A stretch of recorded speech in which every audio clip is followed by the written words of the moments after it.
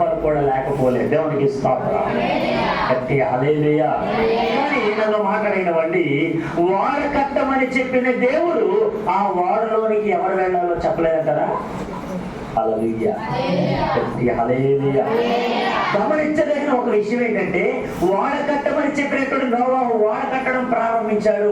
ఎవరెవరైతే లోపలికి వెళ్ళాలో దేవుడు ముందుగానే నిర్ణయించాడు. హల్లెలూయా.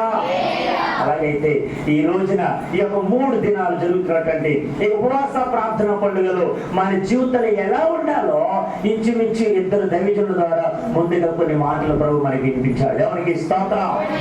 ఈ 3వ దినాన్ని కూడా తన వాక్కు చేత ప్రభు మనందరితో మాట్లాడబోతున్నాడు. మన జీవితాలను పరిశుద్ధంగా మార్చగలిగిన దేవుడు. దేవునికి స్తోత్రం. ఆయన అనుకున్న రీతిలో మన జీవితాలను ఆయన ఎంతగానో వృద్ధి పొందించగల దేవుడు. దేవునికి స్తోత్రం. కొన్ని ప్రాముఖ్యమైన విషయాలు జ్ఞాపకం చేసుకున్నాం. వెళ్దాం, చదువుదాం. పరిశుద్ధ లేఖనాలలో రాయబడిన ఒక మాట, యోవేలు గ్రంథకర్త ద్వారా దేవాతి దేవుడు ఆ ప్రవక్త ద్వారా చెప్పినట్టు ఒక మాట. 2వ అధ్యాయము 12వ వచన భాగం. యోవేలు గ్రంథము 2వ అధ్యాయము 12వ వచన భాగం. The book of Joel, chapter number 2, verse 12. ఇప్పుడైనను మీరు ఉపవాసముండి కన్నీరు విడుచుచు దుఃఖించుచు మనఃపూర్వకముగా తిరిగి నా యొద్దకు రండి. ఇదే యెహోవా వాక్కు. దేవునికి స్తోత్రం. అందరూ నాతో పాటు కలిసి చెప్తాం. ఇప్పుడైనను మీరు ఉపవాసం ఉండి కన్నీరు విడుచుచు దుఃఖించుచు మనఃపూర్వకముగా తిరిగి నా యొద్దకు రండి. ఇదే యెహోవా వాక్కు. చిన్న ప్రార్థన. పరిశుద్ధుడైన మా పరమ తండ్రి, నీకు వందనాలు. కొద్ది నిమిషాలు నీ మాటలు ధ్యానించుచుండగా మీరే నాతో మాతో అందరితో సూటిగా తేటికి మాట్లాడండి ప్రోగ్రాం. ఈ కోరికలు ఏర్పాటు చేసిన దైవజనులు ప్రేమరాజు గారు నాయన వారి కుటుంబం కొరకు సంఘం కొరకు ప్రార్థన చేస్తున్నాను. మీరు దీవించండి, బలపరచండి. సంఘమును ఇంకా అభివృద్ధిపరచమని ప్రార్థన చేస్తూ సంఘ సరిహద్దులు విశాలపరిచినందుకు వందనాలు తెలుస్తూ యేసుక్రీస్తు అతి పరిశుద్ధమైన నామంలో అడిగి పొందుకొని ఉన్నాము మా పరమ తండ్రి. ఆమేన్. గట్టి చెప్తాం. ఆమేన్. హల్లెలూయా. నేనుండాలేనయ్యా, నే బ్రతుకాలేనయ్యా, నేనుండాలేనయ్యా, నే బ్రతుకాలేనయ్యా, నీవే లేకుండా నేనుండాలేనయ్యా, నీ తోడే లేకుండా నే బ్రతుకాలేనయ్యా, సదా నీ సన్నిధిలో నీ ఉంటానయ్యా, సదా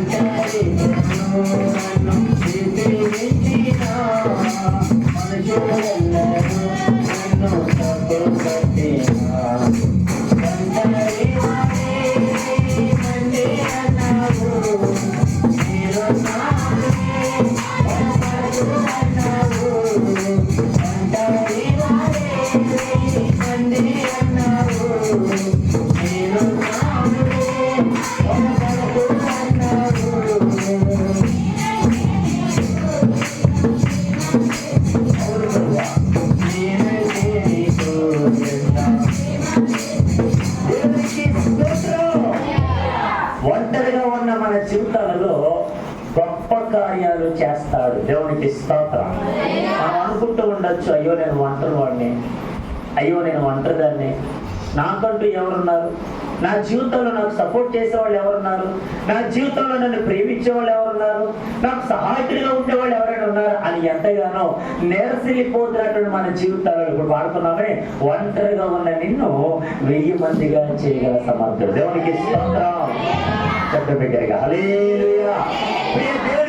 ఎంతమంది అయితే ఈ మాటలు వినగలుగుతున్నారో, ఈ మైక్ శబ్దం ద్వారా వినబడుతున్న ఈ మాటల ద్వారా ప్రభు నీ జీవితంలో గొప్ప కార్యాలు చేస్తాడు. దేవునికి స్తోత్రం. ఇప్పుడేనండి చదవబడిన లేఖన భాగం యోవేలు గ్రంథకర్త ద్వారా దేవుడు సెలవించిన ఒక మాట ఏంటంటే, ఇప్పుడైనను మీరు ఉపవాసం ఉండి. అంటే అర్థం ఏంటి? ఇప్పుడైనా మీరు ఉపవాసం ఉండి అంటే ఇప్పటి వరకు మీరు ఉపవాసం లేరేమో, ఇప్పటి వరకు దేవునికి దగ్గరగా లేరేమో, ఇప్పటి వరకు దేవునికి దూరంగా బ్రతుకుతూ ఉన్నారేమో, ఇప్పటి వరకు దేవుని యొక్క మాటలు పెడచోరి పెట్టిన వారిగా ఉన్నారేమో, ఇప్పటి వరకు మీ ఇష్టానుసారంగా బ్రతికేటువంటి వారిగా ఉన్నారేమో. అయినా పర్లేదు కానీ ఇప్పుడైనా రండి, నా దగ్గరికి రండి, ఉపవాసం ఉండండి, కన్నీరు కార్చండి, దుఃఖించండి. ఇంకో మాట, మనపూర్వకంగా అనగా హృదయపూర్వకంగా నా యుద్ధ ఉండండి. దేవునికి స్తోత్రం.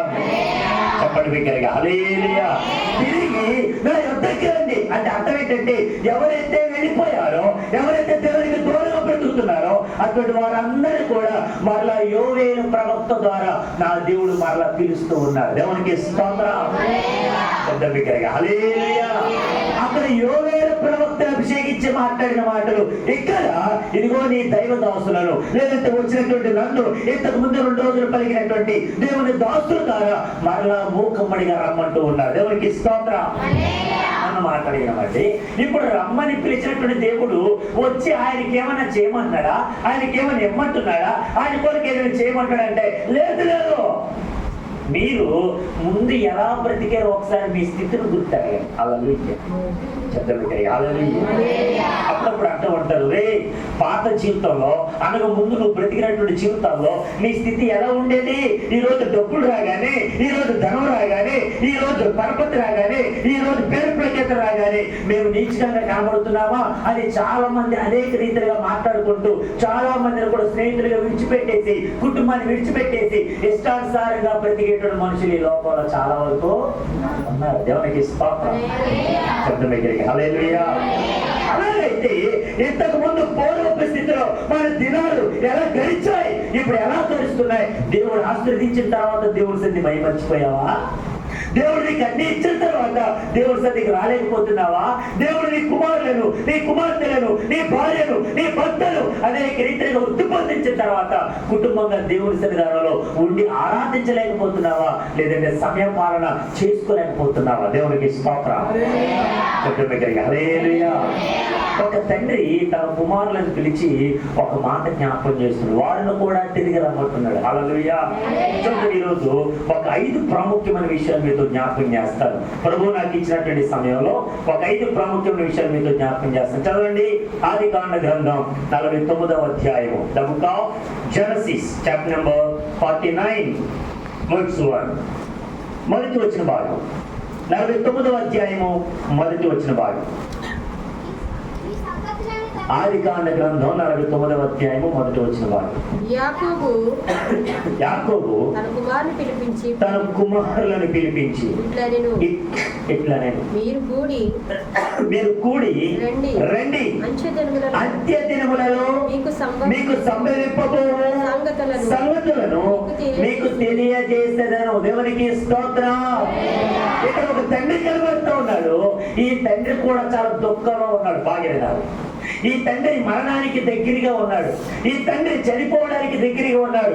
ఈ తండ్రి లోకాన్ని విడిచి వెళ్ళిపోవడానికి దగ్గరగా ఉన్నాడు. ఇప్పుడు ఈ తండ్రి ఏం చేస్తున్నాడంటే, ఐగుప్తు దేశంలో ఎంతమంది అయితే కుమారులు ఉన్నారు, ఏ కుమారుడు చూద్దామని వెళ్ళాడు, ఆ కుమారులను తనతో పాటు వెంట తీసుకొచ్చినటువంటి ఆ 11 మంది కుమారులు, ఇంచుమించు 12 మంది కుమారులను పిలిచి వారితో మాట్లాడుతున్నమాట, మీరు కూడి రండి. దేవునికి స్తోత్రం. చెప్పండి హల్లెలూయా. మీరు కూడి రండి. ఎక్కడికి రావాలి నాన్న? నీ దగ్గరికే. ఏం చేయాలి నాన్న? నా కొరకు ఏం చేయద్దురా బాబు, నా దగ్గరికి రండి, నేను మిమ్మల్ని ఆశీర్వదిస్తాను, నేను మీతో మాట్లాడతాను. ఏ మాటలు మాట్లాడతావు నాన్న అడిగితే అంత్య దినములలో జరగబోయేటువంటి సంగతులు నేను మీకు తెలియజేస్తా. హల్లెలూయా. చెప్పండి బిగ్గరగా హల్లెలూయా. ఇప్పుడు మనం గడుస్తున్నటువంటి దినాలన్నీ కూడా అంత్యకాల దినాలు, కడవరి దినాలు. ఈ కడవరి దినాల్లో దేవునికి దూరంగా బ్రతకకూడదు. దేవుని మాటలు మనం ఎంతగానో పక్కన పెట్టకూడదు. దేవునికి దగ్గరగా బ్రతికి ఈ అంత్యకాల దినాలలో దేవునితో పాటు పరలోక రాజ్యం చేరేటువంటి గుంపులు మనం కూడా ఉండాలి. హల్లెలూయా. చెప్తా హల్లెలూయా. మరి ఇప్పుడు ఈ తండ్రి అయినటువంటి యాకోబు తన కుమారులందరినీ పిలిచి ఒక్కొక్క కుమారుడితో ఒక్కొక్కరితో మాట్లాడుతూ చివరి కుమారుడైనటువంటి యోసేపు దగ్గరికి వచ్చేసరికి ఒక మాట మాట్లాడుతాడు. చదివిన మాట ఆదికాండ గ్రంథం 49వ అధ్యాయము 22వ వచన భాగం. యోసేపు ఫలించడి కొమ్మ, ఓట యొద్ద ఫలించడి కొమ్మ, దాని రెమ్మలు గోడ మీదకి ఎక్కి వ్యాపించును. దేవునికి స్తోత్రం. గట్టిగా హల్లెలూయా. ఈరోజు మన వాక్య సందేశం ఏంటంటే మనము ఫలించే కొమ్మగా ఉండాలి. హల్లెలూయా. మన వాక్య సందేశం ఏంటి? మనం ఎలా ఉండాలి? మనం ఎలా ఉండాలి? ఫలించే కొమ్మగా ఉండాలి. దేవునికి స్తోత్రం. యోసేపు గురించి మాట్లాడుతూ యోసేపు చెల్లిబిడ్డ నువ్వు ఎలాంటి వాడు తెలుసా? నువ్వు ఫలించేటువంటి కొమ్మగా ఉన్నావు. నీ రెమ్మలు గోడ మీదకి ఎక్కి వ్యాపిస్తాయి. అంటే అర్థం ఏంటి తెలుసా? నేను ఎవరైతే బంధించారో ఆ బంధకాల్లో నుంచి కూడా వారికి నువ్వు ఎంతగానో సహాయం చేస్తావు. అలా ఈ రోజు నువ్వు ఫలించే కొమ్మగా ఉండాలని నా ప్రభుకు వార్త. అందుకని ఇప్పుడైనాను మీరు ఉపవాసం ఉండండి, నా దగ్గరికి రండి, మనోపూర్వకంగా అడగండి, దుఃఖించండి, కన్నీరు కార్చండి, నా యొద్దకి రండి, నేను మిమ్మల్ని ఫలించేడు కొమ్మగా మారుస్తా. హల్లెలూయా. మీ రెమ్మలు ఎక్కడైతే బిగిసిపోయాయో, ఎక్కడైతే కృంగిపోతున్నావో, ఎక్కడైతే నలిగిపోతున్నావో, ఎక్కడైతే ఏడుస్తున్నావో, ఎక్కడైతే బాధపడుతున్నావో ఆ బాధలో నుంచి కూడా మరలా నేను ఏం చేస్తాను తెలుసా? ఆశీర్వాదకరంగా మారుస్తా. హల్లెలూయా. విత్తనం ఎరగకపోతే ఫలించునా? విత్తనం ఏమైపోవాలి? భూమిలో పడితే చెప్పాలి ఏమైపోవాలి? గట్టిగా చెప్పాలి ఏమవ్వాలి? ఒక విత్తనాన్ని మనం ఎప్పుడైతే విత్తుతున్నామో ఈ విత్తనం భూమి లోపలికి వెళ్ళి అది చనిపోయి, ఆ చనిపోయిన తర్వాత దానిలో నుంచి ఒక జీవం అనేది బయటకు వస్తుంది. దేవునికి స్తోత్రం. గట్టిగా హల్లెలూయా. ఇప్పుడు ప్రభువు అన్నాడు, లోకానుసారంగా తెచ్చుకోండి, ఆత్మీయతలో బ్రతకండి. ఈ రోజున చాలా మంది ఆత్మీయతలో చాలా బలహీనులుగా, చాలా మంది సన్నగిలిపోతూ, ఆత్మను చంపేసుకుంటూ, దేవునికి దూరంగా బ్రతుకుతూ, అయ్యో మా ఆత్మ ఏమైపోతా మాకెందుకండి, మేము శారీరకంగా భౌతిక పరంగా చాలా బాగున్నాం కదా అని చెప్పుకుంటే చాలా మంది తిరుగుతూ ఉన్నారు. దేవునికి స్తోత్రం. గట్టిగా హల్లెలూయా. నువ్వు భౌతిక పరంగా బాగోవడం మంచిదే, కానీ అదే స్థితిలో ఆత్మీయంగా కూడా నువ్వు ఎదగాలి. ఆమె గట్టిగా హల్లెలూయా. ప్రతి శుక్రవారం, ప్రతి ఆదివారం, మిగతా సమయాలలో ఎక్కడ ఏ కొత్త ఎక్కువ జరిగినా నీ దైవదాసుల ద్వారా ప్రభు ఇచ్చేటువంటి వాక్యం ద్వారా నీ ఆత్మీయ జీవితాన్ని ఇంకా నువ్వు పెంపొందించుకోవాలి. దేవునికి స్తోత్రం. ఆత్మీయతలు ఇంకా నువ్వు ఎదగాలి. దేవునికి స్తోత్రం. మీ జీవితం అంతా కూడా ప్రభువులో గడపాలి. దేవునికి స్తోత్రం.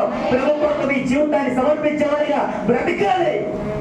అది సమర్పణ కలిగిన జీవితం. దేవునికి స్తోత్రం. ఇప్పుడు నేర్చుతున్నావు 3 రోజుల నుంచి ఉపవాస కూడలు జరుగుతున్నాయి. ఈ ఉపవాస కూడికలను గతించినటువంటి 2 రోజులు నువ్వు ఏ వాక్యంలో నాకైతే తెలియదు, కానీ ఆ వాక్యం ద్వారా నా ప్రభు నీతో మాట్లాడితే నీ జీవితం ఇంకను ఆత్మీయతలు వర్ధలింపును గాక, ఆత్మీయతలు ఇంకను పెంపారుదు గాక, ఆత్మీయతలు ఇంకను కొనసాగుదు గాక, దేవునికి దగ్గరగా బ్రతుకుదు గాక. దేవునికి స్తోత్రం. గట్టిగా హల్లెలూయా. భౌతికంగా మనం ఏమైనా సంపాదిస్తే పక్క వాళ్ళందరూ చూసి వదిలి వీళ్ళు డబ్బు ఎక్కడి నుంచి చేస్తారా, మళ్ళీ కట్టేసుకున్నాడరా, మళ్ళీ కొనేసుకున్నాడరా, మళ్ళీ వృద్ధి పొందుతున్నాడరా, మళ్ళీ ఎదుగుతున్నాడరా అనే మన గురించి చాలా వరకు మాట్లాడుకుంటారేమో, కానీ ఆత్మీయతలను వెతికితే ఒక స్వరం మీకు కనబడుతుంది. చదవన మాట 3వ యోహాను పత్రిక, యోహాను రాసినటువంటి 3వ పత్రిక, అందులో 1 అధ్యాయం ఉంది. 2వ వచనం చదువుకుందాం. యోహాను రాసిన 3వ పత్రిక, పేజీ నెంబర్ 226వ పేజీ. ప్రియుడా, నీ ఆత్మ వర్ధిల్లుచున్న ప్రకారం నీవు అన్ని విషయములలోనూ వర్ధిల్లుచు సౌఖ్యముగా ఉండవలెనని ప్రార్థించుచున్నాను. దేవునికి స్తోత్రం. నువ్వు ఎక్కడ ఎదుగుతున్నావంట? ఆత్మీయతలు వర్ధిల్లేకోవాలి. దేవునికి స్తోత్రం. నువ్వు సుఖముగా సౌఖ్యం ఉండాలని నీ కొరకు ప్రార్థన చేస్తున్నానయ్యా. హల్లెలూయా, గట్టిగా హల్లెలూయా. అలాగైతే నిన్ను ఎవరైతే చిన్న చూపు చూశారో ఆ చిన్న చూపు చూసిన వారికి నువ్వే సహాయకుడిగా ఉంటావు. హల్లెలూయా. ఎవరైతే నీ మీద నిందలేస్తున్నారో ఆ నిందలేసినటువంటి వారికి నువ్వే సహాయకుడిగా ఉంటావు. దేవునికి స్తోత్రం. అదే రీతికి నీ మీద చాడని చెప్పి నేను తక్కువగా అంచనా వేసి నేను జీవితంలో ఎవరైతే మన ఎవరైతే చేస్తున్నారో అటువంటి వారి పట్ల నేను రెమ్మలు నేను కొమ్మలు ఆ యోసేపు ఫలించినట్టుగా మనం కూడా ఫలించుదుము గాక. నన్ను మాట్లాడినాడు ఇక్కడ. ఇప్పుడు యోసేపు ఫలించాడు కొమ్మని యాకోబు అన్నాడు కదా, దాని యొక్క రెమ్మలు వ్యాపిస్తే అన్నాడు కదా, దాని ఓటి అంతా కూడా అనేక రీతిగా అది ఉప్పొంగుతుందని చెప్తూ ఉన్నాడు కదా. మరి యోసేపు ఫలించాడు కొమ్మగా ఉండాలని ఈ యాకోబు అడ్డు రీతిలో అనడానికి ముందుగా ఆ యోసేపు ఏ రీతిగా ఉన్నాడు, యోసేపు ఫలించేటప్పుడు కొమ్మగా తయారవడానికి అతను చేసినటువంటి ఒక 5 విషయాలు. హల్లెలూయా, హల్లెలూయా. ఫర్ ఎగ్జాంపుల్ మనం ఏదైనా ఒక వ్యాపారం చేస్తున్నాం అనుకోండి, ఒక వ్యాపారం చేస్తున్నాం, బిజినెస్ చేస్తున్నాం. బిజినెస్ చేసినప్పుడు ముందు మనం డబ్బులు పెడతామా, డబ్బులు వస్తాయా? డబ్బులు పెట్టకుండా వ్యాపారం జరుగుతుందా? దేవునికి ఇస్తాం. మరి యోసేపు ఫలించాడు కొమ్మని వాళ్ళ నాన్నగారైనటువంటి యాకోబు గారు మాట్లాడుతున్నప్పుడు ఎలా ఫలించాడు, ఎట్లు ఫలించాడు? అలా ఫలించడానికి గల కారణాలు ఏంటి? ఈ రోజున మనం కూడా ఫలించాలని నా ప్రభు కోరుతూ ఉన్నాడు. ఈ 5 విషయాలు గుణగణాలు నీలో ఉంటే నువ్వు కూడా ఫలించే కొమ్మగా ఉంటావు. ఆమేన్. ఏంటి 5 విషయాలు చూద్దాం. మొట్టమొదటిగా అది ఆదికాండ గ్రంథంలో మొట్టమొదటి విషయం మీతో జ్ఞాపకం చేస్తున్నాను. యోసేపు ఫలించడానికి మొట్టమొదటి రీజన్ లేదా మొట్టమొదటి కారణం 37వ అధ్యాయము 5వ వచన భాగం. ఆదికాండ గ్రంథం 37వ అధ్యాయము 5వ వచన భాగం. యోసేపు ఒక కలకని తన సహోదరులతో అది తెలియజెప్పగా వారు అతని మీద మరీ పగబట్టది. అతడు వారిని చూచి, నేను కనిన ఈ కలని మీరు దయచేసి వినుడి. అదేమనగా, మనము చేనిలో పనలు కట్టుచుంటిమి, నా పనలేచి నిలుచుండగా మీ పనలు నా పనలు చుట్టుకొని నా పనకు సాష్టాంగపడినని చెప్పాను. అందుకు అతని సహోదరులు, నీవు నిత్యముగా మమ్ము నేలెదవా, మా మీద నువ్వు అధికారి వద్దువా అని అతనితో చెప్పి అతని కళలను బట్టి అతని మాటలను బట్టి అతని మీద మరింత పగబట్టిరి. 9వ వచనం. అతడు ఇంకొక కలకని తన సహోదరులకు తెలియజేసి, ఇదిగో నేను మరి యొక్క కలకంటిని, అందులో సూర్య చంద్రులను 11 నక్షత్రములను నాకు సాష్టాంగపడినని చెప్పాను. అతడు తన తండ్రితోనూ తన సహోదరులతోనూ అది తెలియజెప్పినప్పుడు అతని తండ్రి అతనితో, నీవు ఈ కళ ఏమిటి? నేను నీ తల్లియు నీ సహోదరులను నిత్యముగా వచ్చి నీకు సాష్టాంగపడుదుమా అని అతని గద్దించాను. అతని సహోదరులు అతని ఎంత అసూయపడి, అయితే అతని తండ్రి ఆ మాట జ్ఞాపకం ఉంచుకొనేను. దేవునికి స్తోత్రం. మొట్టమొదటి విషయం, యోసేపు ఫలించడానికి గల కారణం, యోసేపు ఎదగడానికి గల కారణం ఏమిటో అడిగితే దైవ దర్శనం కలిగినటువంటి వాడిగా ఉన్నాడు. హల్లెలూయా, హల్లెలూయా. ఈ రోజున సంఘము దర్శనము కలిగిందిగా ప్రవర్తించాలి, సంఘము దర్శనాలు పొందుకోవాలి, సంఘము దేవుని ఎదగాలి. సంఘము కొరకైనటువంటి దర్శనాలు ప్రతి సంఘ బిడ్డ పొందుకోవాలి. దేవునికి స్తోత్రం. హల్లెలూయా. ఫర్ ఎగ్జాంపుల్, ఇప్పుడు సేవకుడు అనేక రీతిగా ఆయన చెప్పినటువంటి మాటను బట్టి, దేవుడు చెప్పినటువంటి మాటను బట్టి ఆయన ముందుకు వెళుతూ ఆయన యొక్క మాటను బట్టి అనేక మందికి సువార్త చెబుతూ ముందుకు వెళ్ళిపోతుండగా, అమ్మా దేవుడు ఒక దర్శనం ఇచ్చాడు, ఈ దర్శనం ప్రకారంగా నేను ఒక అడుగులు ముందుకేస్తున్నాను, ఈ దేవుడు ఈ నెలలో ఉపవాస పండుగలు ఏర్పాటు చేయమన్నాడు, ఉపవాస పండుగలు ఏర్పాటు చేయమన్నాడు, మనందరూ కలిసి చేద్దాం అన్నప్పుడు ఎంతమంది సేవకులకు సపోర్ట్ చేసేవారిగా ఉన్నారు? ఎంతమంది సేవకుడి మాట వినేవారు ఉన్నారు? ఎంతమంది ఆ దర్శనానికి లోపడే వారు ఉన్నారు? ప్రభువా, మా దైవదాసికి ఇచ్చినటువంటి దర్శనాన్ని బట్టి మమ్మల్ని కూడా ఆ దర్శనం ప్రకారంగా నడిపించిన ఆయన అని ప్రార్థించేవారు ఎంతమంది ఉన్నారు? దేవునికి స్తోత్రం. హల్లెలూయా. సేవకుడు ఒక దర్శనం పొందుకుంటే ఆ దర్శనాన్ని బట్టి ప్రభువా మేము కూడా దర్శనాలు కావాలి, మేము కూడా దర్శనాలు పొందుకోవాలి, ఇది నీ దర్శనం ద్వారా మేము అడుగులు ముందుకేయాలి ప్రభువా. నా దాసునికి ఇచ్చినటువంటి, నా ధైర్యానికి ఇచ్చినటువంటి ఈ యొక్క దర్శనాల ప్రకారంగా నా జీవితాన్ని కూడా ఫలిభరితంగా మార్చునాయన అని అడగగలిగితే మన జీవితాలు కూడా ధన్యకరం ఉంటాయి. హల్లెలూయా. బాగా వినండి. ఇప్పుడు యోసేపుకు వచ్చినటువంటి దర్శనాలు లేదంటే ఈ కళలు ఆయన ఒక్కడే దాచుకున్నాడా, కుటుంబీకులతో అందరితో పంచుకున్నాడా? ఇక్కడ ఇంతమంది ఉన్నారు, మీరు ఎవరు మాట్లాడట్లేదు. అందరితో పంచుకున్నాడా, ఒక్కడే దాచుకున్నాడా? ఈ రోజు ఒకవేళ మనకి ఎవరైనా డబ్బులు ఇచ్చారు, ఇప్పుడు 300, 400, 500, మనం ఏం చేస్తాం? భర్తకి తెలియకుండా భార్య, భార్యకి తెలియకుండా భర్త, తల్లిదండ్రులు తెలియకుండా పిల్లలు, నా డబ్బులు నువ్వు ఎందుకు తీసుకున్నా అది చాలా గొడవ పడి మరి వారి మీద పడి మరి లాగేసుకుంటారు. దేవునికి స్తోత్రం. బాగా వినండి. యోసేపు ఏ దర్శనం అయితే పొందుకున్నాడు, ఏ కళ అయితే పొందుకున్నాడు, ఒకటి కాదు 2 దర్శనాలు పొందుకున్నాడు. ఈ 2 దర్శనాలు కూడా వాళ్ళ అన్నదమ్ములతో, వాళ్ళ నాన్నగారితో అందరితో పంచుకునేసరికి అప్పటికే యోసేపు అంటే చాలా మందికి పగ. ఆమె అప్పటికి యోసేపు అంటేనే చాలా మందికి ఇష్టం లేదు. అప్పటికి యోసేపు చెప్పిన మాటలను ఎందుకు ఇష్టం లేదు తెలుసా? ఆ పై వచ్చిన మనం చదువుతుంటే ఈ యొక్క అన్నదమ్ములు చేసేటువంటి ప్రతి తప్పిదమును కూడా వెంటనే నాన్నగారి దగ్గర తీసుకొచ్చి, డాడీ అదిగో అన్నయ్య తప్పు చేశాడు, ఇదిగో అన్నీ ఇది చేశాడు, అన్నయ్య దొంగతనం చేశాడు అని చెప్పి అన్నదమ్ముల గురించి ఉన్న మాటలే చెబుతున్నాడు. ఏది కూడా హేళనగా చేసేటువంటి మాటలే కాదు, లేనిపోని మాటలైతే చెప్పలే యోసేపు, ఉన్నది ఉన్నట్టుగానే దేవునికి స్తోత్రం. కానీ గమనించండి, ఈ యోసేపు మీద పగబట్టిన వారు అక్కడే ఉండిపోయారు, కానీ ఈ యోసేపు మాత్రం దర్శనాలు పొందుకుంటున్నాడు. హల్లెలూయా. చెప్పండి బిగ్గరగా హల్లెలూయా. నీ మీద నా మీద నిందలు వేసిన వారు అక్కడే ఉంటారేమో, కానీ దేవుడిని వెంబడిస్తున్న మనము దర్శనాలు పొందుకొని ముందుకెళ్ళిపోరు. ఆమేన్. చెప్పండి హల్లెలూయా. ఈ సంఘం ద్వారా దేవుడు ఏర్పాటు చేయబడినటువంటి ఉపవాస పండుగల ద్వారా మన జీవితాల్లో ఇంకా గొప్ప కార్యాలు చేసి ఇంకా మన ముందుకు నడిపించే దేవుడు. దేవునికి స్తోత్రం. అప్పుడప్పుడు మనం పాట పాడుతూ ఉంటాం, గుర్తుండలేదు. నడిపించు నానావా నడి సంద్రమున దేవా నవ జీవన మార్గముగా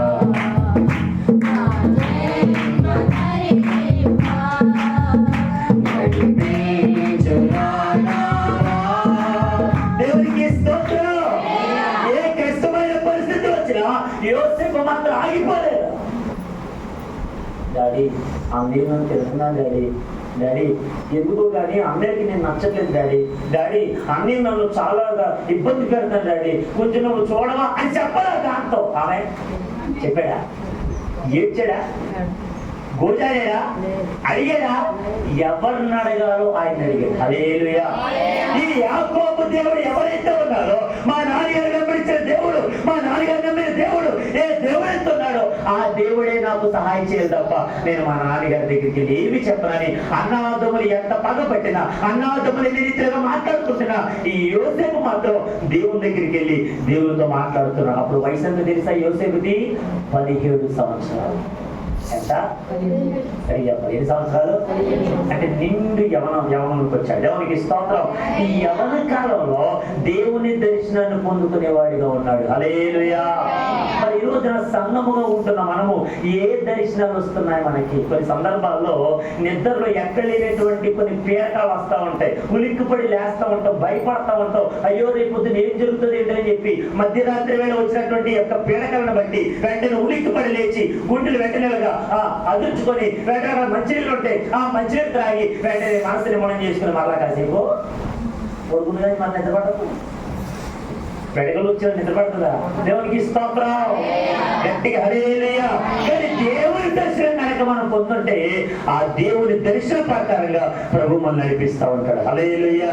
ఎన్ని బాధలు వచ్చినా, ఎన్ని కష్టాలు వచ్చినా, ఎన్ని ఇబ్బందులు వచ్చినా ప్రేమరాజు గారు సాక్ష్యం చెప్పారు. మొన్న ఆ పూడికి ఏర్పాటు చేసిన వచ్చినప్పుడు సాక్ష్యం చెప్పారు. దేవునికి స్తోత్రం. మాకు ఏది ఏమైనా కానీ ముందు మాకు ఇల్లు కాదండి, దేవుని మందిరం కావాలి. హల్లెలూయా. గట్టిగా హల్లెలూయా. మాకు ఏది లేకపోయినా పర్లేదు, ఇల్లు లేకపోయినా పర్లేదు, దేవుడు మాకు ఇచ్చినటువంటి ఇంటిని మేము చర్చిగా మార్చేసుకున్నామండి. దేవుడు చర్చి ముందు మాకు. హల్లెలూయా. మాట చెప్పమంటారా? ఎవరైతే దేవుడిని ముందు పెడతారో దేవుడు వాళ్ళని ముందుకు నడిపిస్తాడు. యాకోబు పత్రిక 4:8 దేవుని యొద్దకు రండి, అప్పుడు ఆయన మీ యొద్దకు వచ్చును. దేవునికి స్తోత్రం. నువ్వు దేవుని యొద్దకు వస్తే అప్పుడు ఆయన ఎందుకు వస్తాడు? నీతో మాట్లాడతాడు, నీతో ముచ్చటిస్తాడు, నిన్ను పలకరిస్తాడు, నీకు కావలసిన ప్రతి విషయాలన్నింటిలో కూడా ఆయన సహాయకుడిగా ఉంటాడు. దేవునికి స్తోత్రం. రెండు చేతులు పైకి బిగ్గరగా హల్లెలూయా. వాళ్ళు ఎవరైనా సరే నేను అడ్డుకోవాలని ప్రయత్నం చేస్తే ఆ అడ్డంకుల నుంచి ప్రభు నిన్ను నడిపిస్తాడు. హల్లెలూయా. గట్టిగా హల్లెలూయా. నడిపిస్తాడు నా దేవుడు శ్రమలోనైనా.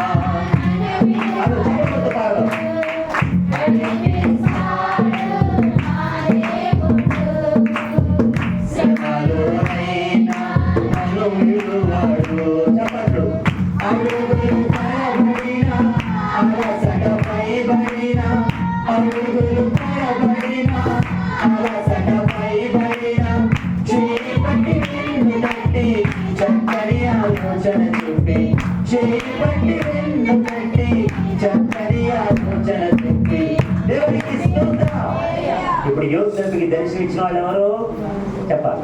యోసేపుకి దర్శనమిచ్చిన వాళ్ళు ఎవరు? దేవుడు. దేవుడికి స్తోత్రం. బాగుంటాను. నీకు ఆ దర్శనం ఉందా?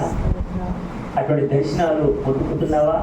ఇటువంటి దర్శనాలు చూడని అంటాడు, అయ్యా ఇదిగో ఒక పని ఉందయ్యా, ఒక పని లేచి నిలబడింది, మిగతా 11 పనులన్నీ కూడా నా ముందు కూడా సాష్టాంగ పడ్డాను, కానీ 11 పనులు ఎవరు కాదు అన్నాడు. మరి హల్లెలూయా.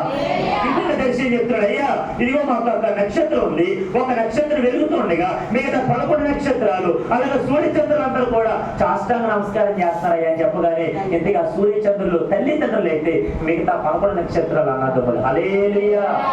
అంటే ఏ ఇంటి వారైతే యోసేపుని తక్కువగా చేసి మాట్లాడుతున్నారో అదే ఇంటి వారందరూ కూడా ఒక రోజున యోసేపు ఎదుట సాష్టాంగ పడేటువంటి దర్శనాలు ప్రభు ఇచ్చాడు. హల్లెలూయా. అలాగే ఈ రోజు మన సంఘాన్ని బట్టి ఎంతమంది ఇన్ని రీతిగా మాట్లాడుతున్నా పర్లేదు, కానీ ఈ సంఘాన్ని నా ప్రభు ఒక దివ్యమైనటువంటి రీతిలో ఆయన అభిషేకించి వాడుకోబోతూ ఉన్నాడు. దేవునికి స్తోత్రం. మన సంఘ సరిహద్దులు నా ప్రభు విశాలపరచబోతున్నారు. దేవునికి స్తోత్రం. ఎన్ని అనుకున్నామండి ఆమె వాళ్ళందరూ వెనకాల ఉంటారు. హల్లెలూయా. మన బండి మాత్రం ముందుకు వెళ్ళిపోతుంది. హల్లెలూయా. మొట్టమొదటి విషయం, దైవ దర్శనం కలిగినటువంటి వారిగా మనం ఉంటే యోసేపు ఫలించడు కొమ్మగా ఉన్నట్టు మనం కూడా ఫలిస్తాం. హల్లెలూయా. ఇప్పుడైనా మీరు ఉపవాసం ఉండి చేయాల్సిన ప్రార్థన ఏంటో తెలుసా? ప్రభువా నీ దర్శన భాగ్యం నాకు కావాలయ్యా, నాకు నీ దర్శనాలు అవ్వా, నన్ను మర్చిపోతయ్యా, నన్ను విడిచిపెట్టద్దయ్యా.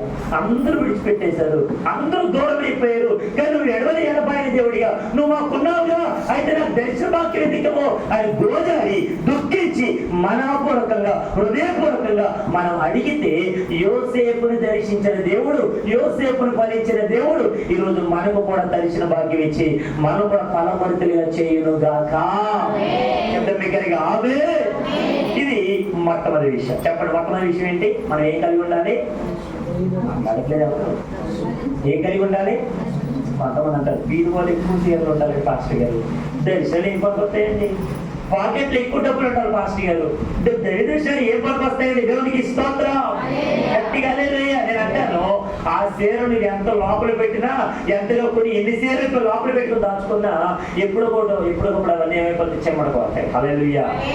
డబ్బులు కూడా చిమ్మెట్టు కొట్టుకుంటే ఎగిరిపోతాయి. హల్లెలూయా. కానీ దైవ దర్శనం నిన్ను నూతనంగా నడిపిస్తూ ఉంటుంది. ప్రతిరోజు నూతనమైనటువంటి ఆలోచనలు, నూతనమైనటువంటి తలంపులు, నూతనమైనటువంటి ఉద్దేశాలు, నూతనమైనటువంటి ఊహలతో నేను ఆ జీవితాన్ని ఉత్తేజింపజేస్తాడు. దేవునికి స్తోత్రం. మనం ఒకటి దైవ దర్శనం కలిగినటువంటి బిడ్డలుగా మనం ఉండాలి. హల్లెలూయా. గట్టిగా హల్లెలూయా. రెండవ సందేశానికి లేదంటే రెండవ మాటకు మనం వెళ్ళిపోతాం. చదవండి రెండవ మాట, 37వ అధ్యాయము మొదటి వచ్చిన భాగం, మొదటి నుంచి 3 వచనాలు. యాకోబు పరదేశవాసిగా ఉండిన కనాను దేశంలో నివసించాను. యాకోబు వంశావళి ఇది.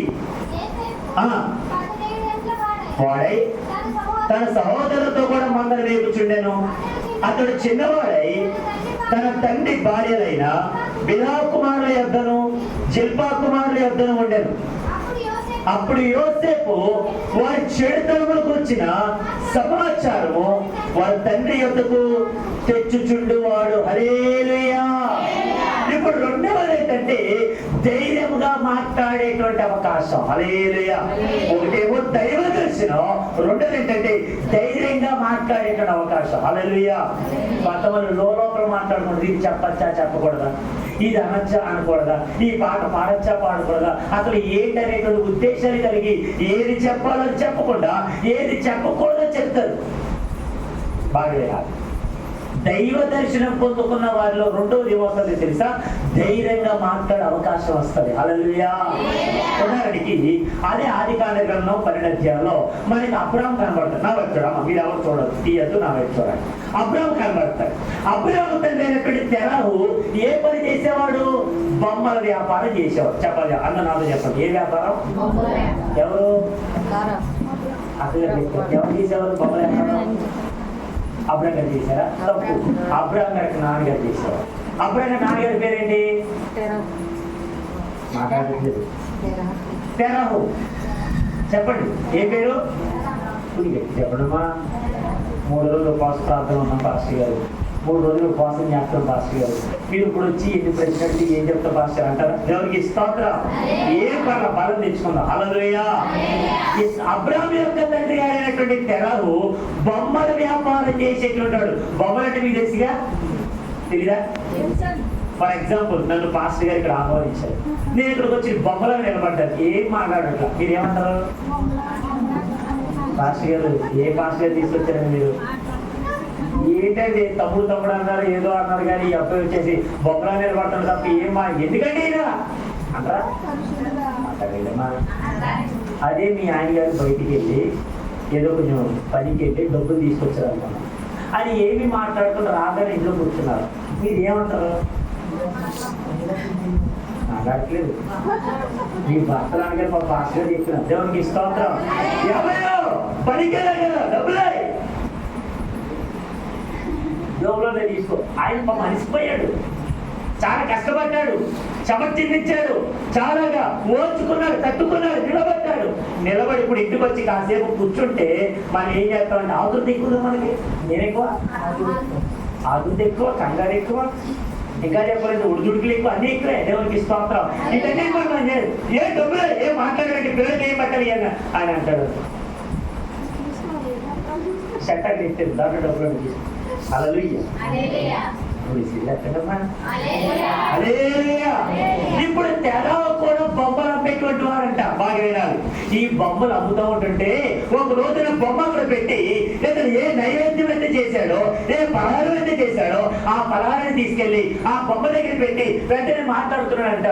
చిన్న ప్రార్థన చేసినట్టుగా చేసి, చిన్న భక్తి చేసినట్టుగా చేసి, కొన్ని మాటలు పలికేసి వెంటనే బొమ్మలు తట్టలో పెట్టుకొని బయటికి వెళ్ళిపోయి బొమ్మలన్నీ అమ్ముకొని తిరిగి వచ్చిన తర్వాత ఆ నైవేద్యం అక్కడే ఉండి మరలా తెరహు ఆ లోపలికి వెళ్ళి ఆ గదిలోకి వెళ్ళి ఏ నైవేద్యం అయితే ఉదయకాలం పెట్టాడో అది ఉదయకాలం పెట్టి నైవేద్యం తీసుకొని మరలా నాన్నగారు తినేసేవారట. అర్థమవుతుందా? అర్థం కాదు చెప్పండి. హల్లెలూయా. ఎప్పుడైతే ఇతడు ఇలా చేస్తూ ఉంటే కుమారుడు చూచాడు. కుమారుడు పేరేంటి? మాట్లాడితే ఎవరు గడిగి చెప్పండి. అబ్రాహాం. అప్పటికి అబ్రాహాంగా మారలేదు. అబ్రాహాం. దేవునికి స్తోత్రం. ఈ అబ్రాహాం ఎప్పుడైతే చూస్తూ ఉన్నాడో మా నాన్నగారు చేసే పనులేంటి ఇలా ఉన్నాయి, మా నాన్నగారు మంచిగా వ్యాపారం చేస్తున్నాడు, మంచివాడే మా నాన్న, కానీ నాకు తెలిసిన సంగతి ఏంటి, ఉదయకాలంలో మంచిగానే పెట్టాడు, ఇక్కడ సాయంత్రం రాగానే మళ్ళా మా నాన్నగారు తినేస్తారేనండి, అసలు ఏంటిది ఇది, ఈ బొమ్మలు ఇలా ఉన్నాయండి, బొమ్మలు పెట్టి నైవేద్యం తినట్లేదు, ఇది అసలు ఎవరు దేవుడు? ఆమె నిజమైన దేవుడు ఉంటే నాతో మాట్లాడాలి, నిజమైన దేవుడు ఉంటే నన్ను పలకరించాలి, నిజమైన దేవుడు ఉంటే నాతో మాట్లాడి నా జీవితాన్ని సరి చేయాలి అని ఎప్పుడైతే అక్కడే ఉండి ఆ మాట మాట్లాడాడు, వెంటనే ఇంటికి వెళ్ళిపోయాడు, రూమ్లోకి వెళ్ళిపోయాడు. ఇప్పుడు రూమ్లోకి వెళ్ళిపోయిన తర్వాత ఒక స్వరం పెడతా ఉంది, అబ్రాహాం, అబ్రాహాం. ఎవరయ్యా? ఏ గోడ నుంచి మాట్లాడుతున్నాడు? ఎవరైనా ఇక్కడ మనం చూస్తూ ఉండేసరికి నా దేవుడు స్పష్టంగా మాట్లాడుతున్నాడు. నాకేంటో తెలుసా? ఇదిగో నీవు లేచి నీ దేశము నుండి, నీ ఇంటి నుండి, నీ బంధువుల యొక్క నుండి లే, ఇక్కడి నుంచి లేచి నేను చూపించే దేశానికి నేను వెళ్ళాలి. హల్లెలూయా. గట్టిగా హల్లెలూయా. ఎప్పుడైతే అతడు లేచి ఏ స్వరం అయితే విన్నాడో, ఏ స్వరం అయితే గుర్తుపట్టాడో, ఏ స్వరం అయితే రికగ్నైజ్ చేశాడో ఆ స్వరాన్ని గుర్తుపెట్టి తన భార్యని, అమ్మాయి ఇప్పటి వరకు మనం చాలా హ్యాపీగా బ్రతికాం, మనకు డబ్బు ఉంది, అన్నం ఉంది, అన్ని రకాల సదుపాయాలు ఉన్నాయి, అన్నీ ఉన్నాయి. ఇప్పుడు దేవుడు పిలిచాడు, మనం వెళ్ళిపోవాలి. ఎక్కడికండి అని అడగల భార్య. ఆమె ఎక్కడికి వెళ్ళమంటారండి? ఇవన్నీ అడక్కరు, రా చేపట్టుకో. పైన చేపట్టుకొని భార్య అడుగు జాడలో, మీరు ఎప్పుడైనా గమనించడం లేదు, భర్త అడుగు జాడలో భార్య నడిచేటువంటి 7 అడుగులు ఎప్పుడు అంటారమ్మా? అంటే పెళ్లిలోనే అంత పెళ్ళంతా ఏం కదమ్మా? దేవుడికి ఇస్తాను చేతులు పైకెత్తి హల్లెలూయా. పెళ్లిలో ఏమండి మీ అడుగు జాడలో అడిగండి. అడుగులో అడిగేసి వెళ్తాం. 7 అడుగులు, 7 అడుగులు అయిపోయిన తర్వాత ఒక్కొక్క అడిగేవండి. నేను ఏంటండి 7 అడుగులు అయిపోయినాను. ఎవరో మంత్రి గారు 7 అడిగాను. అమ్మో 8 అడిగాంట. ఇవ్వ అరిష్టం జరుగుతుందండి. 8 ఏంటి? అరిష్టం అంట. దేవునికి స్తోత్రం. హల్లెలూయా. గమనించండి, అబ్రాము పెళ్లి మీద మొదలు ఈ శారము గారు ఏం చేశారంటే భర్త అడుగు జాడలో నడుస్తూ ఉన్నారు. హల్లెలూయా. ఎప్పుడైతే ఇంటి నుంచి బయటికి రాగా నాన్న అడగడా? నాన్న అడగడా? అబ్రామ్ నాన్న చెప్పండి, ఏ ట్రిప్ అయ్యారు? దేవుడు నన్ను పిలిచాడు, వెళ్ళిపోమన్నాడు. ధైర్యంగా మాట్లాడుతున్నాడు అబ్రామ్. హల్లెలూయా. ధైర్యంగా మాట్లాడుతూ తండ్రితో సమాధానం చెప్పాడు. నువ్వు ఏ బొమ్మలైతే అమ్ముతున్నావో, నేను ఆ వ్యాపారం చేయను, ఆ బొమ్మ దగ్గరికి వెళ్ళను. ఉదయాన్నే నువ్వు నైవేద్యం పెట్టేసి సాయంకాలం రాత్రి తినక్కలు చూసావా, అలాగే నేను చేయను. నాకు అంటే అలవాటు లేవు. నా దేవుడు నన్ను పిలిచాడు, ఆ పిలిచిన దేవుడు నన్ను వెళ్ళమంటున్నాడు, నన్ను రమ్మంటున్నాడు. ఎక్కడికి రా తెలీదు, ఏ ప్రజల దగ్గరికి తెలీదు, వాళ్ళు ఎలా ఉంటారా తెలీదు, వాడి భాష తెలీదు, వాడి పడికట్లు తెలీదు, మరి ఎలాగెళ్తారా వెళ్ళిపోతా నేను. ఆమె చెప్పండి గట్టిగా హల్లెలూయా. దేవుడు చెప్పినప్పుడు ఆ దర్శనం కలిగిన తర్వాత దర్శనాన్ని బట్టి వచ్చే మాటలు చాలా ధైర్యంగా ఉంటాయి. హల్లెలూయా. ఎవరికి భయపడం. ఆమె భయపడితే దేవుడికి భయపడాలండి. మనుషులు ఏం చేస్తారు చెప్పండి? హల్లెలూయా. చెప్పండి హల్లెలూయా. నరమాత్రుడు ఏం చేయగలరు? మనకేం చేస్తాడా? ఎవ్వరు మనకేం చేయలేదండి. ఒక ఎగ్జాంపుల్ చెప్పమంటారా? మా నాన్నగారు చనిపోయిన తర్వాత, మా నాన్నగారు ప్రభువుని నిర్దించిన తర్వాత, there is no one will come and do anything in my life. మా జీవితంలో ఏ ఒక్కరు కూడా దగ్గరికి వచ్చి అరే బాబు ఎలా ఉన్నారు ఏంట్రా అని అడిగినోడు లేదు మాకు. మా దేవుడు తప్ప. హల్లెలూయా. చెప్పండి హల్లెలూయా. మా నాన్నగారు మాకు నేర్పించిన భక్తే ఈ రోజు ఇక నేను నిలబడడానికి గల కారణం. నిజం. ఏదైనా ధైర్యంగా మాట్లాడాలి. నా దేవుడు ఇచ్చిన దర్శనం ద్వారా నేను పరలోక రాజ్యానికి వెళ్తాను, ఇది ధైర్యంగా మాట్లాడాలి. దేవునికి స్తోత్రం. ఇప్పుడు యోసేపు అబ్రాము మాట్లాడినట్టుగా, డాడీ నన్ను దేవుడు రమ్మంటున్నాడు, నేను వెళ్ళిపోతున్నాను, నీకు దండవరావు, నేను నీతో వాదించాను, వెళ్ళిపో. ఆస్తిని వదిలేశాడండి, ఇంటి వారిని వదిలేశాడండి, అన్నిటిని వదిలిపెట్టేసి కట్టు బట్టలతో ఆ చేయి పట్టుకుని భార్యతో వెళ్ళిపోతా ఉన్నాడు. హల్లెలూయా. శబ్ద దగ్గరికి హల్లెలూయా. తండ్రి అడిగిన దానికి సమాధానం చెప్పాడు అబ్రాము. నేను అంటాను, యోసేపు కూడా ఏ చెడుతనం అయితే చేస్తూ ఉన్నారో, ఏ మంచి అయితే చేయాలో మంచి చేయకుండా ఆగిపోయినటువంటి తనకు అన్నాతములు చేసేటువంటి అనేక రకాల చెడుతనాల గురించి తండ్రితో ధైర్యంగా, డాడీ ఇది అన్ని తప్పు చేశాడు, ఈ చిన్నని ఈ తప్పు చేశాడు, పెద్దని ఈ తప్పు చేశాడు, ఇది అందరూ కూడా చెడుతాను, ఆ గొర్రెం వేసుకున్నారు, ఈ గొర్రెని చంపేసుకొని తినేస్తే డాడీ, ఇతడు పని చేస్తున్నా డాడీ అని చెప్పి యాకోబు దగ్గర మొహమాటం లేకుండా నా యోసేపు అనేటువంటి సహోదరుడు చాలా నీతిగా చాలా ధైర్యంగా ఆ మాట మాట్లాడుతున్నాడు. దేవునికి స్తోత్రం. దగ్గరగా హల్లెలూయా. మాట చెప్పంటారా? యేసు ప్రభు కూడా యోసేపుకి సాదృశ్యంగా, యోసేపే యేసు ప్రభుడు వారికి సాదృశ్యం అన్నాడు. కుమారుడితో బాగా వినండి. యేసు ప్రభు కూడా లోకానికి వచ్చినప్పుడు ఏ దైవ దర్శనం అయితే కలిగి ఉన్నాడో అదే దైవ దర్శనం యోసేపు కలిగి ఉన్నాడు. ఏ ధైర్యంగా అయితే యోసేపు మాట్లాడాడు, యేసు ప్రభు కూడా మొహమాట లేకుండా అందరికీ చెప్పాడు. హల్లెలూయా. చదువు మాట చూద్దామా? రోమాపత్రికలో యేసు ప్రభు మాట్లాడు మాట చూడండి. ఆయన ఎవరికి ఏది కూడా మొహమాట లేకుండా ఆయన జవాబు ఇచ్చిన ఒక మాట చదవండి. రోమాపత్రిక స్తోత్ర 2వ అధ్యాయము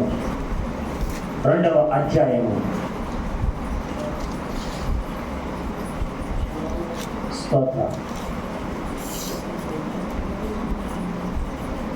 హల్లెలూయా. చదవండి 20వ వచన భాగం.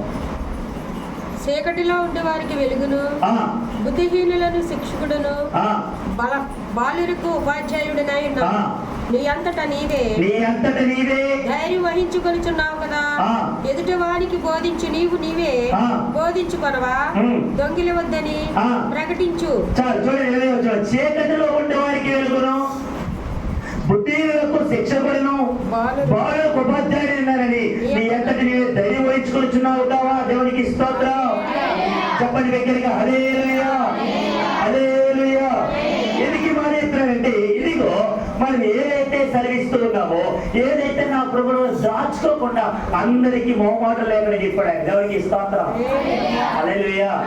పరలోక రాజ్యం మరణ విషయం అని ఏది దాచుకోకుండా అందరికీ చెప్పాడు. చెప్పలేదు యేసు ప్రభు చెప్పలేదని అందరికీ చెప్పాడు. దేవునికి స్తోత్రం. నేను అంటాను, ఒకటి దైవ దర్శనం కలిగిన వారిగా మనం ఉంటే మనం ఫలించేడు కొమ్మగా ఉంటాం. హల్లెలూయా. రెండు, ఈ దర్శనం కలిగినటువంటి వారు ఎలా ఉంటారంటే ధైర్యంగా మాట్లాడతారు. హల్లెలూయా. ఈ రోజున చాలా మంది కొన్ని ప్రాంతాలలో సువార్త ప్రకటిస్తూ ఉంటుంటే ఎన్నో రీతిగా శ్రమల పాలు చేస్తూ ఉన్నారు, కూడుతూ ఉన్నారు, తిడుతూ ఉన్నారు, పట్టుకొని చెరసాలు వేస్తూ ఉన్నారు, బంధిస్తూ ఉన్నారు. ఎన్ని జరిగినా సువార్త ప్రకటన మాత్రం ఆగట్లా. హల్లెలూయా, హల్లెలూయా. ఎందుకో తెలుసా, ధైర్యముగా చెప్పగలిగిన వారిగా మనం ఉన్నప్పుడు ఈ సువార్తకి ఎటువంటి ఆటంకం ఉండదు. హల్లెలూయా. సువార్త బ్రతికిస్తుందండి, సువార్త లేవనెత్తుతుంది. దేవుని మాట మనం బ్రతికించి అనేకమైనటువంటి పరిస్థితులు కూడా ధైర్యపరిచే ముందుకి నడిపిస్తుంది. హల్లెలూయా. ఎప్పుడు ఎన్ని విషయాలు చెప్పుకున్నాం మనం? మాట్లాడట్లేదు ఎవరు? రెండు విషయాలు చెప్పుకున్నాం. మొట్టమొదటి విషయం, యోసేపు ఫలించాడు, కొమ్మగా ఉన్నాడు. అతను నేర్చుకున్న రెండు విషయాలు ఏంటి? ఒకటి ఎవరు చెప్తారు? ఒకటి దర్శనం పొందుకున్నాడు. రెండు ధైర్యంగా మాట్లాడేటువంటి అవకాశం. దేవునికి స్తోత్రం. ఈరోజు నీకు దైవ దర్శనం ఉందా? ధైర్యంగా మాట్లాడుతున్నావా? భర్తతో ధైర్యంగా మాట్లాడుతున్నావా? భార్యతో ధైర్యంగా మాట్లాడుతున్నావా? సంఘ కాకపోతే ఎలా మాట్లాడాలో నేర్చుకుంటున్నావా? అమర్యాదగా మాట్లాడుతున్నావా? మర్యాదగా మాట్లాడుతున్నావా? ఇష్టం వచ్చినట్టుగా మాట్లాడుతున్నావా? మన మాట తీరు ఎలా ఉంది? ఎప్పుడైనా ఆలోచించావా? దేవునికి స్తోత్రం, హల్లెలూయా. రెండు విషయాలు చెప్తున్నాను. ఒకటి, మనం ఫలించేటువంటి వారిగా ఉండాలంటే మన కొమ్మలు ఆ గోడ పైన రెమ్మలు వ్యాపించే రీతిగా ఉండాలంటే ఒకటి, మనం దర్శన భాగ్యం పొందుకునే వారికి ఉండాలి. రెండు, ఆ దర్శనం తర్వాత ధైర్యంగా మాట్లాడే అవకాశాన్ని పొందుకోవాలి. మూడవ విషయానికి వెళ్తారు. చదవండి, త్వరగా ముగిస్తారు, సమయం అవుతుంది. త్వరగా ముందుకెళ్దాం. ఇదే ఆదికాండ గ్రంథంలో, ఆదికాండ గ్రంథం 37వ అధ్యాయము 20వ వచన భాగం. వీరిని చంపి ఇక్కడ ఉన్న ఒక గుట్టలో పారవేసి దుష్టమృగము ఇది తినివేస్తానని చెప్పుదము. అప్పుడు వీరి కలలి మొగలు చూతములందని ఒకరితో ఒకడు మాట్లాడుకుని దేవునికి స్తోత్రం. నాన్నగారు ఒక బాధ్యత అప్పగించారు. ఆ మాట నాన్నగారు యాకోబు గారు యూసఫ్ గారికి ఒక బాధ్యత, ఒక పని అప్పగించారు. ఈ పని చేసుకుంటూ వెళుతున్నటువంటి యోసేపుని ఏమేమి పని అప్పగించారంటే, ఒరే యోసేపు ఇట్రా అని చెప్పి డాడీ పిలిస్తే, నాన్నగారు దగ్గరికి వెళ్ళి డాడీ ఏం చేయమని చెప్పండి అని అడిగితే, డాడీ అనేది ఈ జున్నుగడ్డలు, ఈ రొట్టె ముక్కలు, ఈ యొక్క తేనె, ఈ యొక్క ఇవన్నీ కూడా నువ్వు ఏం చేయాలంటే, మీ అన్నగారులు అనేక రకాలైనటువంటి ప్రాంతాలు దాటుకుంటూ గొడ్డలు మేపడానికి వెళ్ళిపోయారా, వాళ్ళు ఎక్కడున్నప్పుడు ఏం తిన్నారేంటి తెలియదు, దయచేసి ఇవన్నీ కూడా తీసుకెళ్ళి మీ అన్నగారికి ఎవరు అన్నారు. ఎవరు? ఎవరు? హల్లెలూయా. పెద్ద దగ్గరికి హల్లెలూయా, హల్లెలూయా. ఆప్తులైన వారి నన్ను విడచి వెళ్ళినా, మాకున్న వారే మాకు దూరమైనను. ఆప్తులైన వారే మమ్ము విడచి వెళ్ళినా, మాకున్న వారే మాకు దూరమైనను. స్తుతించిన కారణమే నీరునా, నీవే తోడై నిలువగా. స్తుతించిన కారణమే నీరునా. దేవునికి స్తోత్రం. మరొక చేతులు పైకి ఎత్తి బిగ్గరగా హల్లెలూయా. ఎవరప్ప అప్పగించారంట పని? అమ్మా మీరు జవాబు చెప్తారని పాట పాడారు. ఆమె ఎవరు అప్పగించారంట పని? దేవుడా?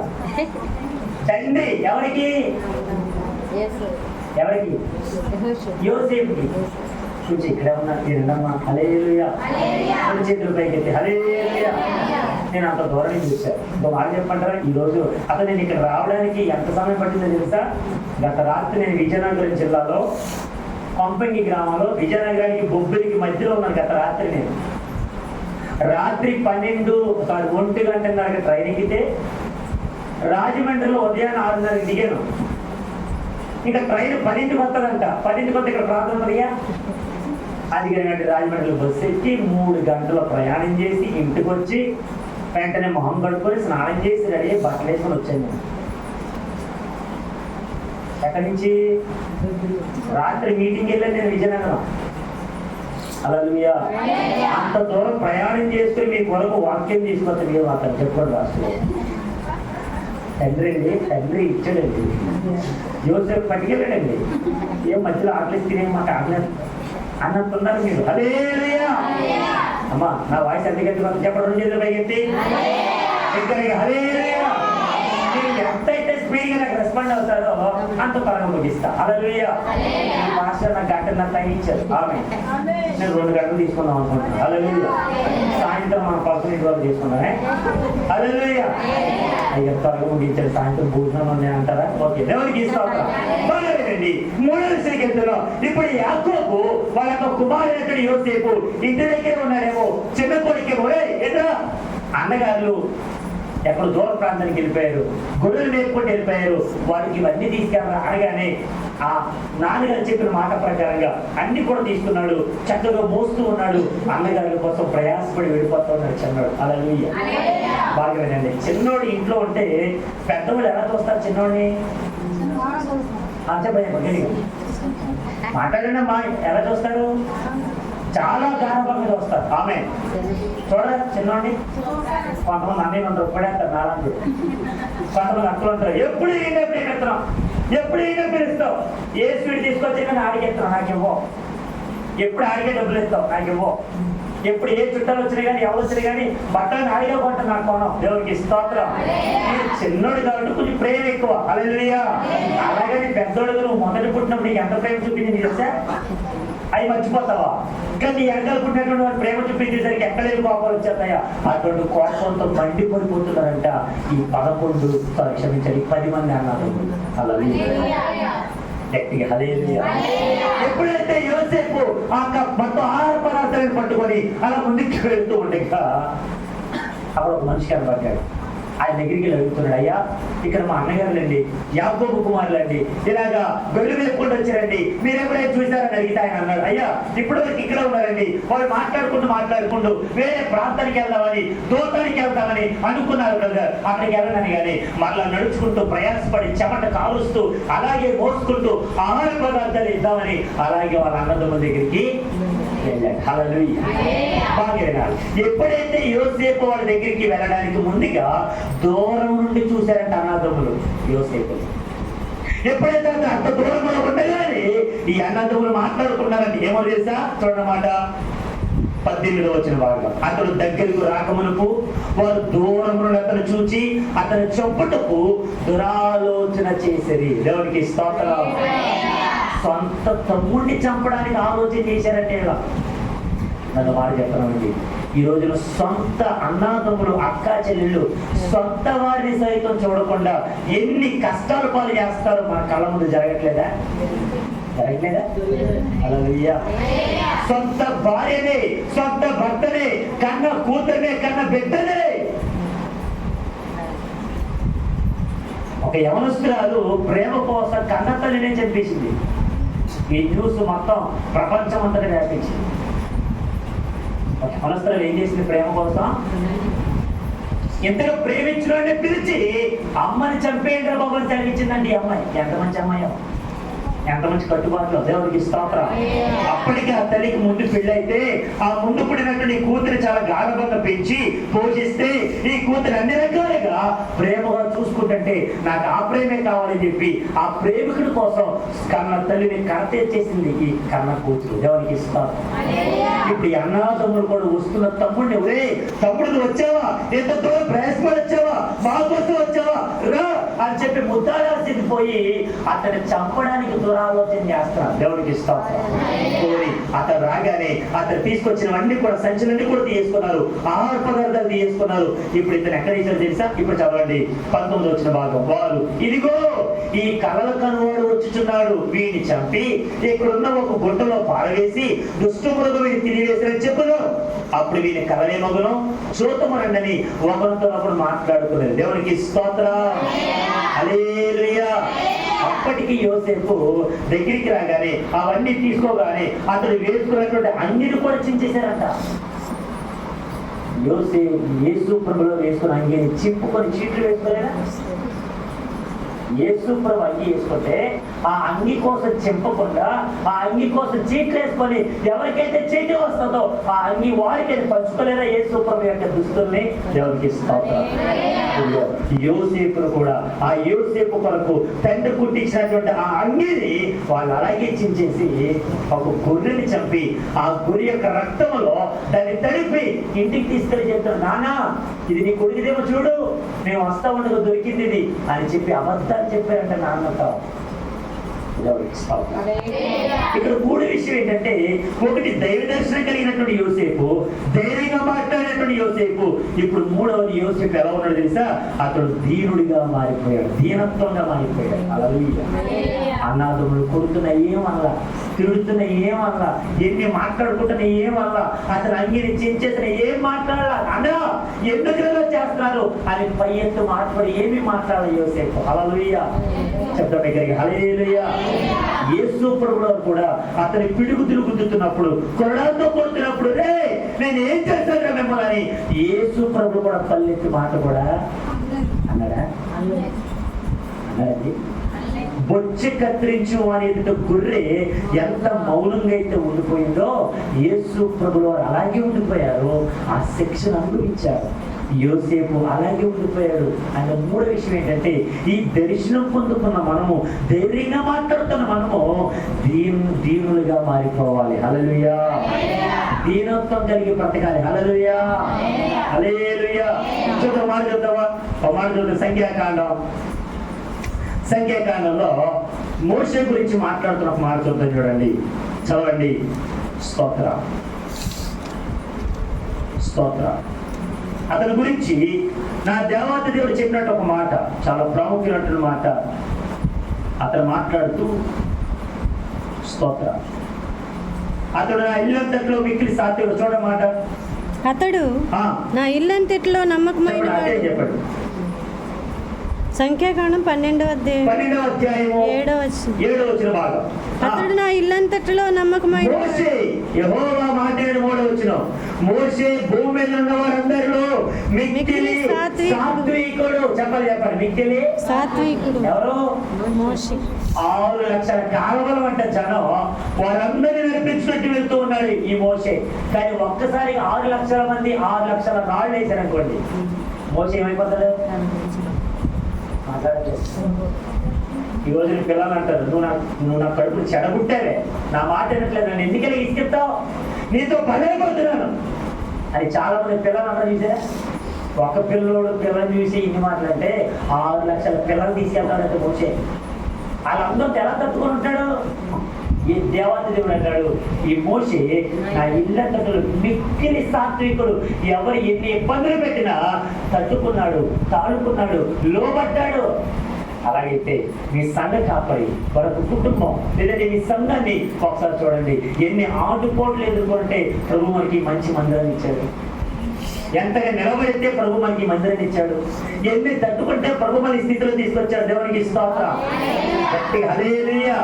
3వ విషయం ఏంటంటే, యోసేపు అన్నాదమ్ములు ఎన్ని రీతిగా కొట్టినా, తిట్టినా, గుట్టలో పడేసినా, అమ్మేసినా యోసేపు మాత్రం దీనుడిగానే ఉండిపోయాడు. హల్లెలూయా. అలాగే దీనత్వంతో ఉండిపోయాడు. పల్లెత్తి మాట అనలేదు, ఎవరిని ఏ మాట అనలేదు, తిట్టలేదు, కొట్టలేదు, నన్ను ఎందుకు ఇది చిత్రహింస చేస్తారని అనలేదు. అలాగే ఈ రోజున మనం ఆ రీతి ఉన్నామా క్రైస్తవులుగా? ఒక మాట చెప్పిన, ఈ రోజున క్రైస్తవుల మీద దాడులు జరుగుతుంది. ఏ క్రైస్తవుడు కూడా ఎదురు తిరిగి మాట్లాడట్లా. దాని కారణం ఏంటి తెలుసా? యేసు ప్రభు చెప్పాడు, మన ఎవరి మీద కూడా మాట్లాడకూడదు, ఏది అనుకోలేదు. ఎందుకంటే వాళ్ళందరూ మనం పడాలి. దేవునికి స్తోత్రం. గట్టిగా హల్లెలూయా. మత్తయి సువార్త 5:12 వచనంలో, నా నిమిత్తము జనులు మిమ్మల్ని నిందించి హింసించి మీ మీద అబద్ధముగా చెడ్డ మాటలుగా పలుకున్నప్పుడు మీరు ధన్యులు. మీరెవరు అమ్మా? అడిగినప్పుడు చెప్పండి అమ్మా, మీరెవరు? ధన్యులు. ఎప్పుడు? నా నిమిత్తం, యేసు ప్రభు నిమిత్తం. మిమ్మల్ని ఏమైనా అన్నారా, తిట్టారా, కొట్టారా, ఎన్నైనా మాట్లాడుతున్నారా? అయితే నా నిమిత్తం మీరు తట్టుకున్నారు కాబట్టి మీరు ధన్యులు. దేవునికి స్తోత్రం. మీ ఫలము పరలోకమందు అధికమవుతుంది. హల్లెలూయా.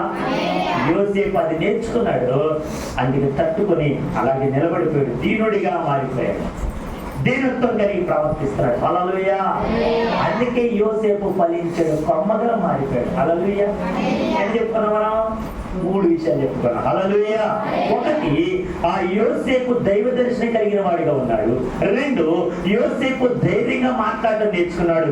3, దీనత్వంగా కూడా మారిపోయాడు. హల్లెలూయా. ఈ యోసేపును గురించి ఈ తండ్రి నటుడు యాకోబు ఎప్పుడు చెప్తాడు ఈ మాటలు? తన మరణం కాలములో, చనిపోయే ముందు తన కుమారులందరినీ పిలిచి వారందరితో మాట్లాడుతున్నమాట. ఇదిగో ఈ యోసేపు ఫలించాడు కొమ్మ. అతను మీ జీవితాలు కార్యాలు చేస్తాడు బాబు. అతను మీ జీవితాలను లేవనెత్తుతాడు. అతను మీ జీవితాలను ఎంత మాత్రం కూడా పాడైపోతే కూడా కాపాడతాడు. అతను అన్ని విషయాల్లో సమర్థుడిగా ఉంటాడు. అతను ఫలించాడు కొమ్మగా. ఎన్ని ఇబ్బందులు పెట్టినా, ఎన్నిసార్లు కట్ చేసినా, ఎన్నిసార్లు కొట్టినా, ఎన్ని ఇబ్బందులు కూడా చేసినా అతని యొక్క కొమ్మ మాత్రం ఎప్పుడు ఫలిస్తానే ఉంటుంది. హల్లెలూయా. అలాగైతే మన జీవితాలు కూడా మనం కూడా దీనులుగా మారిపోయినప్పుడు మన జీవితాలు కూడా మన ప్రభు ఫలించెడు కొమ్మగా మారుస్తాడు. హల్లెలూయా. శబ్దమిగరిగా హల్లెలూయా. ఇంకా 2 విషయాలు ఉన్నాయి. ఆమె ఇంకెన్ని విషయాలు ఉన్నాయి చెప్పమంటారా, ఆపమంటారా? చెప్పమంటారా? ఎక్కడ కొంచెం గట్టి స్వరం రావట్లేదు. చెప్పమంటారా, ఆపమంటారా? గట్టిగా హల్లెలూయా. ఇప్పుడు ఎంతమంది ఫలించే కొమ్మగా ఉండాలనుకుంటున్నారు మీలో? స్తోత్రం. నా భాష అర్థం కావట్లేదు, నా మాట అర్థం కావట్లేదు. మీలో ఎంతమంది ఫలించే కొమ్మగా ఉండాలనుకుంటున్నారు? ఎవరెక్కర్లేదు అమ్మ, మీరు ఫలించరా? పైగా యోసేపుల పడమలు కొద్దిగా తప్పించండి, ఒక మంచి కోరుకొని రాసి గారు కట్టుకోవాలి, మా పిల్లలు పెళ్లి రాసి గారు అంటారా? దేవునికి ఇస్తారా? గట్టి హల్లెలూయా. మీరు ఏ బాధతో ఇక్కడికి వచ్చారో, ఏ కష్టంతో ఇక్కడికి వచ్చారో, ఏ దుఃఖంతో ఇక్కడికి వచ్చారో, యోసేపు కూడా అదే దుఃఖంలో ఉండడానికి గుర్తెరగండి. యోసేపు ఫలించినట్టుగా మీరు ఫలిస్తారు. యోసేపు చేసిన 5 పనులు చేయాలి. 1, దర్శనాలు పొందుకోవాలి, ధైర్యంగా మాట్లాడాలి, దీనత్వం కలిగి ఉండాలి. హల్లెలూయా. మన సాయంత్రం వచ్చేట్టు ఏం చెప్పిన ఈరోజు ఆమె. హల్లెలూయా. మరొక 4వ విషయం మనం వెళ్ళిపోతాం. చదవండి, పరిశుద్ధ గ్రంథంలో రాబడిన మాట. ఆదికాండ గ్రంథంలో ఇదే మాట మనం జ్ఞాపకం చేసుకున్నాం. చూడండి, ఆదికాండ గ్రంథం 39వ అధ్యాయం. స్తోత్ర హల్లెలూయా. హల్లెలూయా. 39వ అధ్యాయం వెళ్దాం. స్తోత్రం. చదవండి మాట. 39వ అధ్యాయం మొదటి వచ్చి నేర్చుకునే మాట. తీసుకుని వచ్చినప్పుడు ఉద్యోగస్తుడును రాజ సంరక్షక సేనాధిపతి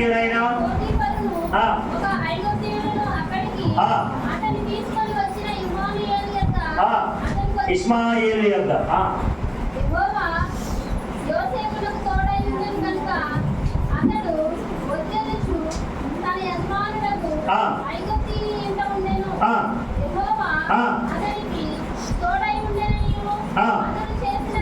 యెహోవా అతనికి తోడై ఉండననియు, అతను చేసినదంటే అతని చేతులు యెహోవా సఫలము చేసిననియు అతని యజమానుడు చూచినప్పుడు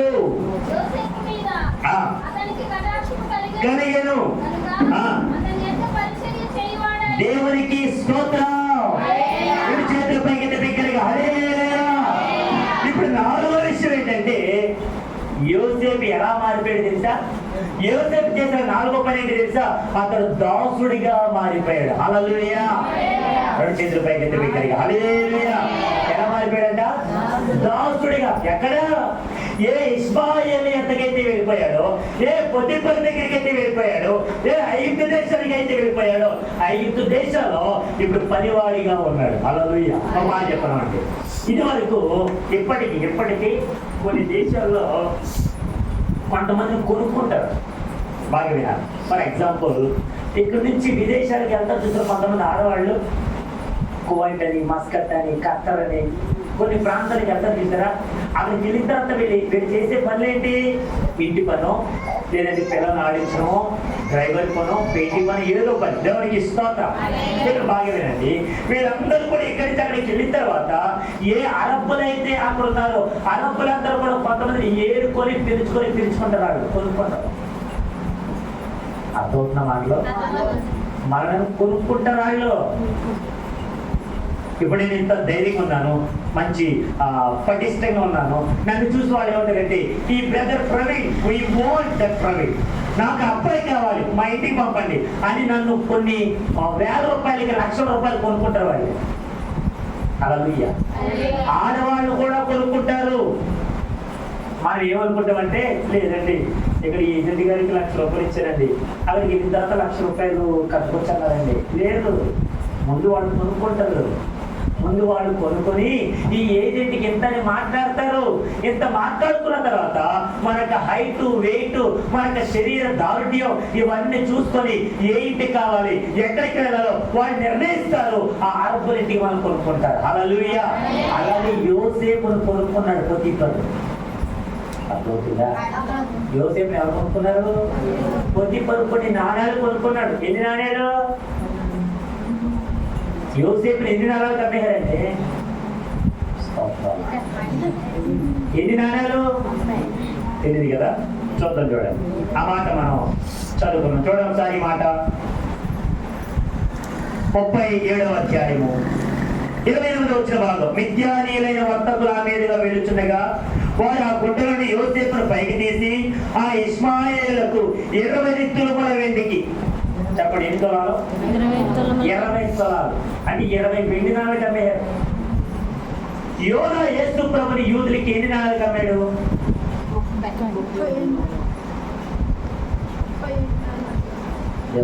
కష్టతరమైన ప్రశ్న అడిగానంటారా? చెప్పండి, ఎన్ని నాణాలకి? 30. దేవునికి స్తోత్రం. బాగా వినాలి. ఇక్కడేమో యోసేపు 20 వెండి నాణాలు కమ్ముడిపోయాడు. అక్కడ యేసు ప్రభుని యోధ 30 వెండి నాణాలు కమ్మేశాడు. బాగా వినండి. అక్కడ యేసు ప్రభు అమ్మబడింది, అక్కడ యేసు ప్రభును లేదంటే ఆ యూదులు కొనుక్కున్న దేనికంటే శ్రమ పెట్టడానికి, ఆయన చెప్పడానికి. కానీ ఇక్కడ ఉండేటువంటి ఈ యొక్క అనాథకులు యోసేపు అమ్మేది గల కారణం ఏంటంటే, ఇతను చచ్చిపోయాడని నాన్నగారికి చెప్పడానికి. దేవునికి స్తోత్రం. వీళ్ళు కూడా యోసేపు చంపడానికే చూశారు. ఇతను కళ్ళ కట్టున్నాడు, ఈ కళ్ళ కనివాడు మనకెందుకురా, మనకు కార్యాలు, మన పనులు, మన విషయాలు అన్ని కూడా అందరికి చెప్పేస్తున్నాడు, ఎటువంటి వీళ్ళు వద్దు, వీళ్ళు చచ్చిపోవాలి అని అనాథకులు ప్లాన్ వేసుకున్నట్టుగా అక్కడ యోధా కూడా ప్లాన్ వేసుకున్నాడు. యేసు ప్రభుని అమ్మేశాడు. దేవునికి స్తోత్రం. మరి అమ్మేసినటువంటి ఈ యొక్క అన్నదమ్ములు ఈ యోసేపుని ఎప్పుడైతే పొతిఫరు కొనుక్కున్నాడో, ఆ విద్యానీయులు కొనుక్కున్నారో, అక్కడికి వెళ్ళిపోయిన తర్వాత యోసేపు ఎలా ఉన్నాడంటే దాసుడిగా పని చేస్తున్నాడు. హల్లెలూయా. పరిచర్య చేస్తున్నాడు. హల్లెలూయా. పనిని చేస్తూ ఉన్నాడు. హల్లెలూయా.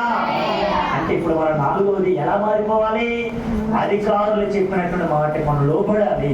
మనం కూడా దాసులుగా మారి. ఉదాహరణకి యేసుక్రీస్తు ప్రభువులు ఈ లోకానికి ఎలా వచ్చారు, అది ఎలా మారిపోయాడో ఒక మాట మీతో చూపిస్తాను. చదవండి ఒక మాట. కొలసీ పత్రిక చదవండి. కొలసీ పత్రిక లేదా దానికంటే ముందు 2వ అధ్యాయం, ఫిలిప్పీ పత్రిక 2వ అధ్యాయము 7వ వచన భాగం. మనుషుల పోలికగా పుట్టి దాసుని స్వరూపమును ధరించుకొని. హల్లెలూయా. ఇప్పుడు యేసు ప్రభు ఎలా వచ్చాడు ఇక్కడికి? ఆయన నిజంగా యేసు ప్రభు 100% దేవుడు, 100% మనిషి. దేవుడికి స్తోత్రం. ఈ 100% దేవుడు మనిషిగా ఉండేటువంటి నా యేసు ఈ లోకానికి దాసుని స్వరూపం ధరించుకుని వచ్చి ఆయన దాసుడిగా పనిచేశాడండి. హల్లెలూయా. మన కోసం పనిచేశాడండి, మన కోసం ఎన్నో కార్యాలు చేశాడండి, మన కోసం అనేక మంది లేవనెత్తాడండి, గొప్ప కార్యాలు చేశాడండి. దేవుడికి స్తోత్రం. యేసు ప్రభు దాసుడిగా తగ్గించుకున్నాడు, దాసుని స్వరూపముగా ఈ లోకానికి వచ్చాడు. ఇప్పుడు యోసేపు కూడా దాసునిగా మారిపోయాడు, పరిచర్య చేస్తూ ఉన్నాడు. ఈ యోసేపు ఎక్కడైతే పని చేస్తున్నాడో ఆ యోసేపు చేసేటువంటి పనిని బట్టి నా దేవుడు ఆ పనిని ఆశీర్వదించాడంట, సఫలం చేస్తున్నాడంట. ఈ యోసేపు చేసే పని అంతటిని ఈ పొతిఫరు చూస్తున్నాడు. ఈ యోసేపు వచ్చిన కానించి నా ఇల్లు చాలా వృద్ధి పొందిందిరా అని చూశాడంట. హల్లెలూయా. చెత్త బిగ్గరగా హల్లెలూయా. అంటాను, దేవుని దాసులుగా ఎక్కడైతే మేము అడుగు పెడతామో ఆ ఇల్లు ఆశీర్వదింపబడుతుంది.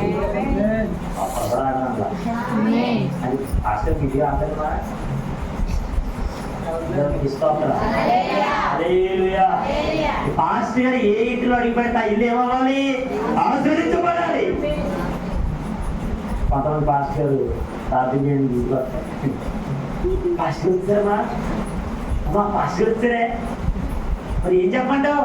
నేను లేదని చెప్పు. ఇంట్లో ఏమంటారు ఇక పాస్టర్ నేను బయటికి వెళ్ళానని చెప్పు. బయటికి ఏదో సీట్లో వచ్చినప్పుడు చెప్తాను చూడు, సీట్లో వచ్చినప్పుడు ఇంటి దగ్గర ఏమంటారు? ఉన్నాయని లోపల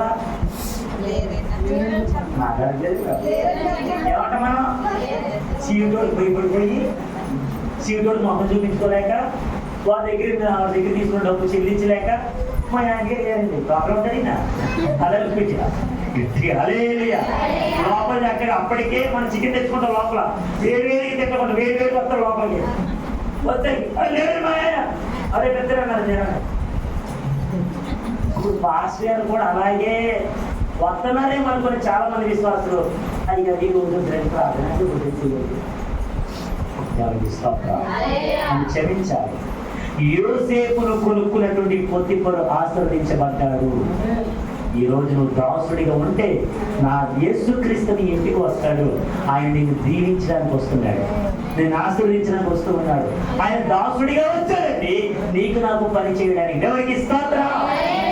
ఏ పని చేశాడంటారేమో, నువ్వు నేను చేసినటువంటి పాపాలు దోషాలు వీటన్నిటికీ పరిహారంగా మనం అనుభవించాల్సిన శిక్ష ఆయన భరించాడు. ఆయన రక్తాన్ని కార్చాడు, ఆయన తన శరీరాన్ని అర్పించేశాడు మన కొరకు. 3 బ్రేకుల మీద ఆకాశానికి భూమికి మధ్యలో వేలాడిపోయాడు నా యేసు. అది ఆయన చేసిన గొప్ప కార్యం. దేవునికి ఇస్తాను. నువ్వేం చేసావు? యేసుక్రీస్తుకి ఏం చేసావా? ఈరోజు చాలా మంది అంటారు, పాస్టర్ గారు నేను చర్చికొస్తున్నాను కానీ శ్రమ పోవట్లేదు, పాస్టర్ గారు నేను చర్చికొస్తున్నాను కానీ మా పిల్లలు పెళ్ళి అవ్వట్లేదు, పాస్టర్ గారు నేను చర్చికొస్తున్నాను కానీ మా అక్క అప్పులు తిరగదు, పాస్టర్ గారు నేను చర్చికొస్తున్నాను కానీ ఎందుకంటే బాబా ఆ పక్కింటో ఎప్పుడు చూసినా గోడలేని మాగా. నువ్వు చర్చికొస్తే కాదు, చర్చిలో ఎలా ఉంటున్నావు అని దేవుడు చూస్తున్నాడు. హల్లెలూయా చెప్పండి. హల్లెలూయా. అంటూ ఉంటారండి ఎప్పుడు చర్చి మానవండి, ఏం చేయమండి? నేను చర్చి మానవండి, కానీ చర్చిలో చెప్పిన మాటలు తినవండి. మరి ఏమింటామండి? బయట అందరూ చెప్పి వింటామండి. సంఘ కాపురి గారిని వేరెత్తు చూపించేవారు ఉంటామండి, సంఘ కాపురి గారిని తిట్టుకునే వారిగా ఇంకా హల్లెలూయా.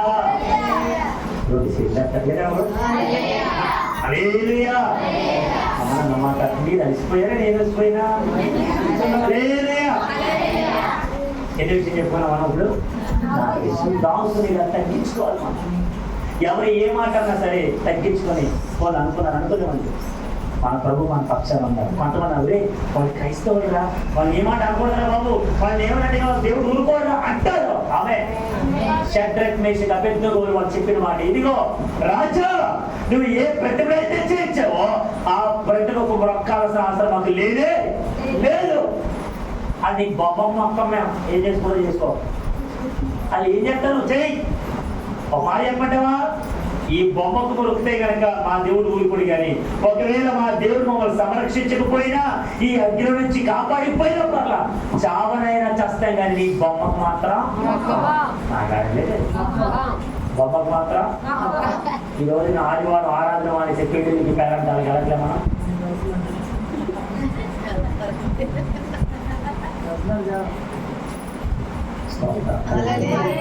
అవి బాబు మా ఇంట్లో ఊరుకురండి కాశీ గారు రేపు ఆదివారం వస్తామండి ఆదివారం మేము మరి ఏండే అయ్యో మా ఒడి పెళ్ళండి ఫంక్షన్ అండి మరి ఇప్పుడు మేము వెళ్ళలేదనుకోండి రేపు పొద్దున మా పాప పెళ్ళికి రారండి వాళ్ళు ఏమో కట్నాలు సరిగ్గా చేస్తారండి అందుకని వెళ్ళాలండి మేము అని చెప్పేసి ఏం చేస్తారు దేవుని సరిది మానేసి వెళ్ళిపోతారు ఎక్కడికి అలాగే మీ సంఘంలో కాదమ్మా నేను చెప్పాను నేను మేడవరం గ్రామంలో పరిచయం చేస్తున్నాను మన ఆదివారం వెళ్ళారు చర్చికి వెళ్తే మాకు బండి మీద ఎదురైపోయారు బండి మీద ఎదురైపోయి పాస్టర్ నాకు చూసి పాస్టర్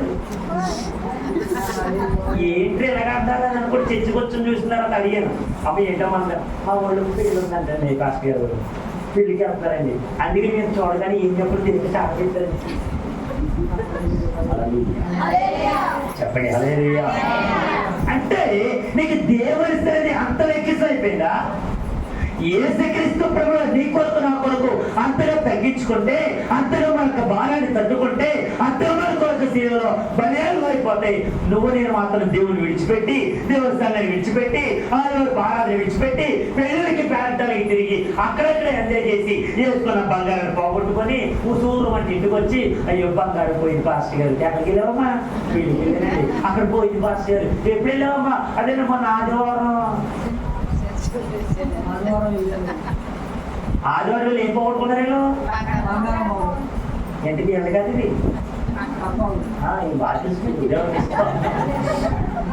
దేవునికి స్తోత్రం హల్లెలూయా పక్కింటోడిది అరువు సొమ్మే హల్లెలూయా వాడు ఎంత పోయిందంటే తీసుకురాకపోవడమే మంచిది హల్లెలూయా కానీ నా యేసు ఎంత చేసినా నేను ఇది చేశాను అని యేసు ప్రభు చెప్పాలి హల్లెలూయా ఎవరికి ఏ గొప్పగా చేసినా నేను చేసిన చెప్పొద్దు నీ విశ్వాసాన్ని నేను స్వస్థపరిచిందని చెప్పు ఆమె గట్టిగా హల్లెలూయా అంటాను ఇప్పుడు యోసేపు దాసునిగా మారిపోయాడు పొత్తిఫర్ చూస్తూ ఉన్నారు ఆ పొత్తిఫర్ ఇంటిలో ఏది చేసినా ఆ పనిని బట్టి నా దేవత దేవుడు ఆశీర్వదించడం మొదలు పెట్టాడు పొత్తిఫర్ అన్నాడు అయ్యా యోసేపు ఇక్కడ నుంచి నువ్వు ఏం చేస్తావు అంటే నా ఇంటికి అధికారిగా ఉండయ్యా ఆమె హల్లెలూయా నా ఇంటిలో అన్ని నీకు అప్పగించేస్తున్నారు నువ్వు అన్నిటికీ అధికారివి అని తన భార్యను పక్కన పెట్టి భార్య మీద అధికారం లేదు మిగతా అన్నిటి మీద అధికారం ఇచ్చేసారు హల్లెలూయా గట్టిగా హల్లెలూయా నమ్మకం ఉంటే అధికారం నీ చేతికి వస్తుందా ఆమె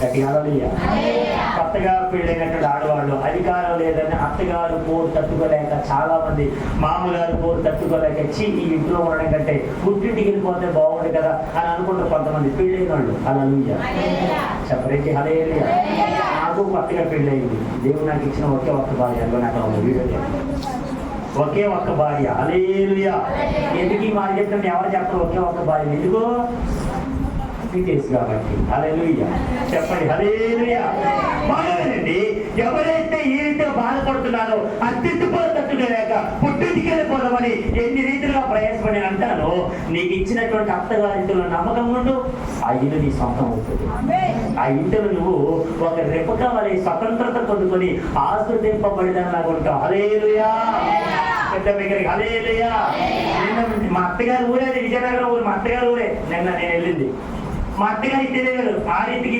తెలిసిపోయిందంట మా అత్తగారికి మా అత్తగారు ఫోన్ చేసి బాబా అమ్మ గురించి చూపించుకొని వెళ్ళిపోతారే అన్నారు నేను అన్నాను మీరు ఇక్కడ లేరేమో అత్తమ్మ ఏలూరు వెళ్తారని చెప్పారు కదా మావయ్య మీరు అక్కడికి వెళ్ళేదేమో అనేటువంటి ఉద్దేశంతో నేను ఇంటికి రాలేదు ఇంట్లో ఎవరు ఉండరు కదా అంటే నేను ఇంట్లోనే ఉన్నాను రావచ్చు కదా 8 గంటలకు 10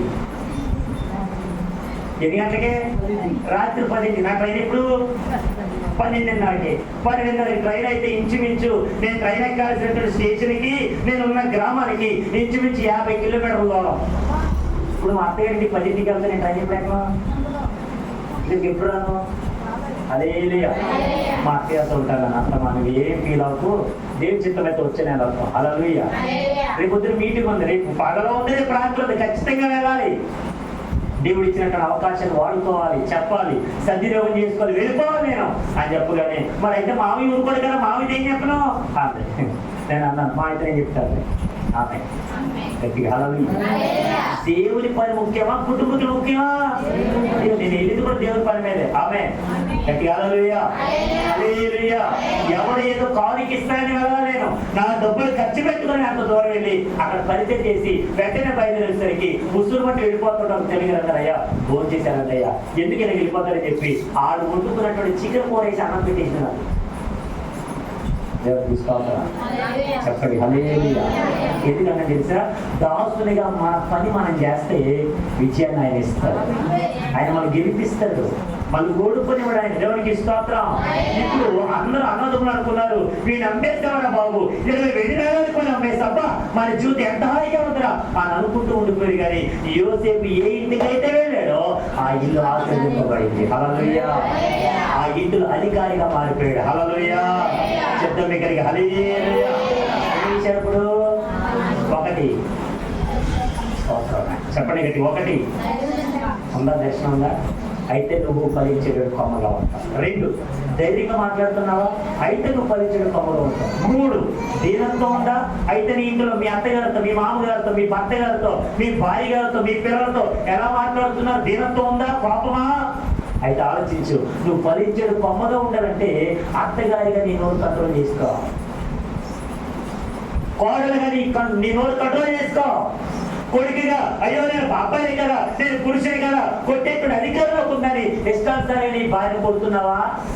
నీ భర్త నాన్నలాగా కట్టున్నావా మాటలతో? జ్ఞాపకం ఉంచుకో, దీనంతంగా ఉండు, నా దేవుడిని నేను ఆశీర్వదిస్తాడు. 4, దాసునిగా మారిపో, ఏ పని చెప్పినా చేయవా? దేవునికి స్తోత్రం. హల్లెలూయా.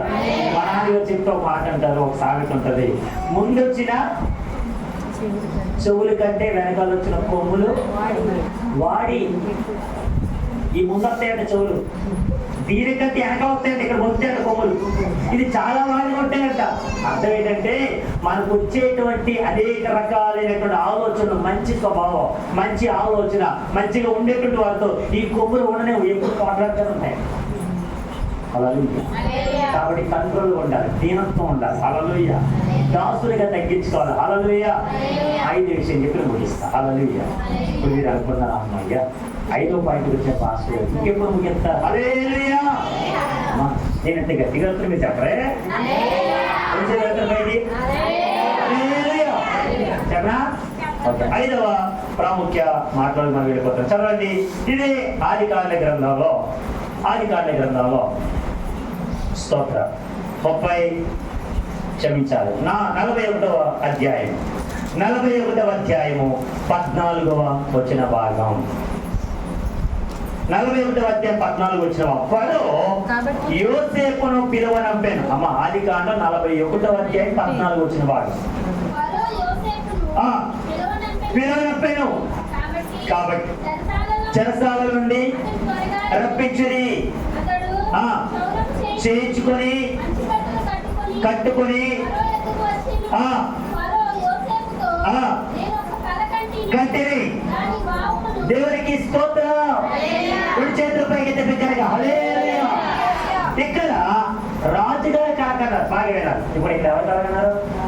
అమ్మ గట్టి చెప్పండి అమ్మా. ఎవరు కన్నారు? మీకు కలవస్తాయిగా, రావా? యవనస్తులకి మంచి కలవస్తాయి. నా ఆడపిల్లకైతే నా ఊరుడు ఎప్పుడు వస్తాడు, ఎలా ఉంటాడు, వైట్గా ఉంటాడా, బ్లాక్గా ఉంటాడా, చామంచాయిగా ఉంటాడా, డబ్బున్నవాడు వస్తాడా, డబ్బు లేనివాడు వస్తాడా, అసలు ఎలా ఉంటాడు, ఏంటికి కళ వస్తాయి. ఎందుకంటే ఈ పిల్లలందరూ కానీ కళాలంటే ఆమె హల్లెలూయా. మీరు అడగచ్చు, పాస్టర్ మీకు ఏ కళ వచ్చినాయా? హల్లెలూయా. కొన్ని నీట్గా చెప్పాలంటే ఎవరి కళలు వచ్చే కళ అయ్యే కదా బ్రదర్, మాట్లాడట్లేదు కదా, అవునా? అయ్యే హల్లెలూయా. పెద్దవాళ్ళు అంటారా, అయ్యో మా పిల్లలు పెళ్లి చేయాలి కదా, అప్పులు ఉన్నాయి కదా, ఇప్పుడు తీరుతాయి, ఈ అప్పులు బాధ నుంచి ఎప్పుడు పోతుంది. కొంతమంది అంటారు ఈ యొక్క అప్పులని తీరిపోయిన తర్వాత పిల్లలకి కొంచెం ఇల్లు కడితే బాగుంది కదా, ఇల్లు ఎప్పుడు కడదాం, దేవుడు మనకి సంతులు ఎప్పుడు ఇస్తాడు, ఇవన్నీ. కొంతమంది అనుకుంటారు వచ్చిన అల్లుడికి ఏం పెట్టాలి, బండి పెట్టాలా, మొంగలు పెట్టాలా, అది పెట్టాలి, ఇది పెట్టాలి, ఈ ఆలోచన. దేవునికి స్తోత్రం. కోరుకున్న కానీ నిద్ర పట్టదు, అవునా కదా? రేపు పొద్దున 12 ఉండదా, రేపు పొద్దున వర్షం వస్తుందా, వర్షం వస్తే కనుక రేపు చీటాలు కట్టాలి. దేవునికి స్తోత్రం. హల్లెలూయా. మొత్తం భవిష్యత్తు అంతా చేసేస్తాను అనుకుంటారు ఇది. హల్లెలూయా. ప్రభు ఏం మాట్లాడాలి మాట్లాడతారు. ఆమె బాగా వినండి. ఇక్కడ యోసేపు చెరసాలలో ఉన్నాడు, బందీలో ఉన్నాడు, ఇంకా చెప్పండి జైల్లో ఉన్నాడు. ఈ జైల్లో ఉండేటువంటి ఈ యోసేపుని ఎవరు పిలిచారని అడిగితే, ఏ సింహాసనం మీద అయితే కూర్చున్నాడు అధికారి, ఆ రాజుగారికి దేవుడు 2 కళలు ఇచ్చాడు. ఆ కళల భావం తట్టుకోలేక, తెలుసుకోలేక, దాని గురించి తెలుసుకోలేటువంటి ఆకాంక్షతో, ఆతృతతో, ఆశతో ఎప్పుడైతే చెరసాల్లో ఉండేటువంటి యోసేపుని పిలవనమాట అన్నాడు. హల్లెలూయా. మరి ఇప్పుడు ఈ సింహాసనం మీద కూర్చున్నటువంటి ఈ రాజుగారికి చెరసాల్లో ఉండేటువంటి యోసేపు గురించి ఎలా తెలిసిందంటారు? దానికి ముందు ఒక సంఘటన జరిగింది. ఏంటి ఆ సంఘటన అంటే, రాజుగారి దగ్గర పనిచేసేటువంటి ఒకడు పానాదాయకుల అధిపతి ఒకడు, ఒకడు భక్షకారుల అధిపతి. ఏం చెప్పినాము అప్పుడు? భక్షకారులు అంటే అర్థం ఏంటి? పానాదాయకులు అంటే అర్థం ఏంటి? సింపుల్ గా చెప్పాలంటే, మనం ద్రాక్షారసం, మన భాషలో చెప్పాలంటే మందు తాగుతారు కదండి, మందు. ఆ మందు ఎలా తయారవుతుందంటే, ద్రాక్ష పళ్ళుతో తీసినటువంటి ద్రాక్షారసాన్ని ఇంచుమించు 1 నెల, 2 సంవత్సరాలు దాన్ని నిల్వ చేస్తారు. నిల్వ చేసినప్పుడు దాంట్లో నిష ఎక్కువ అవుతుంది. పక్కగా ఉంది నిష అంటే ఏంటా? నిష అంటే తెలుసా? మొత్తం ఎక్కువ అవుతుంది, మాటలు తేడాగా వస్తాయి, ఎలా మాట్లాడాలో మాట్లాడకుండా కొన్ని విపరీతకరమైన మాటలు వస్తాయి. సామెతల గ్రంథంలో సొలొమోను అంటాడు, లెవియేలు ఇది నీకు తగదు నాయన, నువ్వు ఇది తాగకూడదు నాయన, ద్రాక్షారసం విక్రేతలు పాలు చేస్తాను నాయన, ఎందుకు ఇలా త్రాగుతావని సమూయేలు క్షమించాలి, సొలొమోను మాట్లాడతాడు. హల్లెలూయా. ఇప్పుడు ఇతడు కూడా అటువంటి పానాదాయకుల అధిపతి రాజుగారికి గిన్నె అందించడం. ఆ గిన్నెలో ద్రాక్షారసం ఉంటది. రాజుగారు ఎప్పుడు త్రాగాలన్నా, ఎవరక్కడ చెప్తా మహారాజా ఏం చేయాలి, ఆ ద్రాక్షరసం తీసుకురా అని నాకు గిన్నె ఇవ్వాలన్నమాట రాజుగారి. ఆడొక అధికారి. ఇక్కడ భక్తగారు లేకపోతానగా ఇంచుమించు రాజుగారు ఏమేమి తినాలనుకుంటున్నారో అన్ని రకాల పలహారాలు, అన్ని రకాల పళ్ళు, అన్ని రకాల పదార్థాలు అన్ని కూడా అందులో ఉంటాయి. ఇక్కడ రాజుగారు ఆజ్ఞాపించగానే ఈ భటులు ఏం చేయాలంటే అందులో ఉన్న ఆహారం రాజుగారికి ఏది ఇష్టం అది ఇవ్వాలి. హల్లెలూయా. ఒక రోజున వీళ్ళిద్దరు కూడా తప్పు చేశారు, వీళ్ళిద్దరు చెరసాలలో చేశారు. ఆ చెరసాలు అప్పటికి ఎవరున్నారు? గట్టిగా చెప్పాలి. Very good. ఎవరు? యోసేపు ఉన్నాడు. ఇంతకీ యోసేపు చెరసాల పాలు ఎందుకు అయ్యాడు?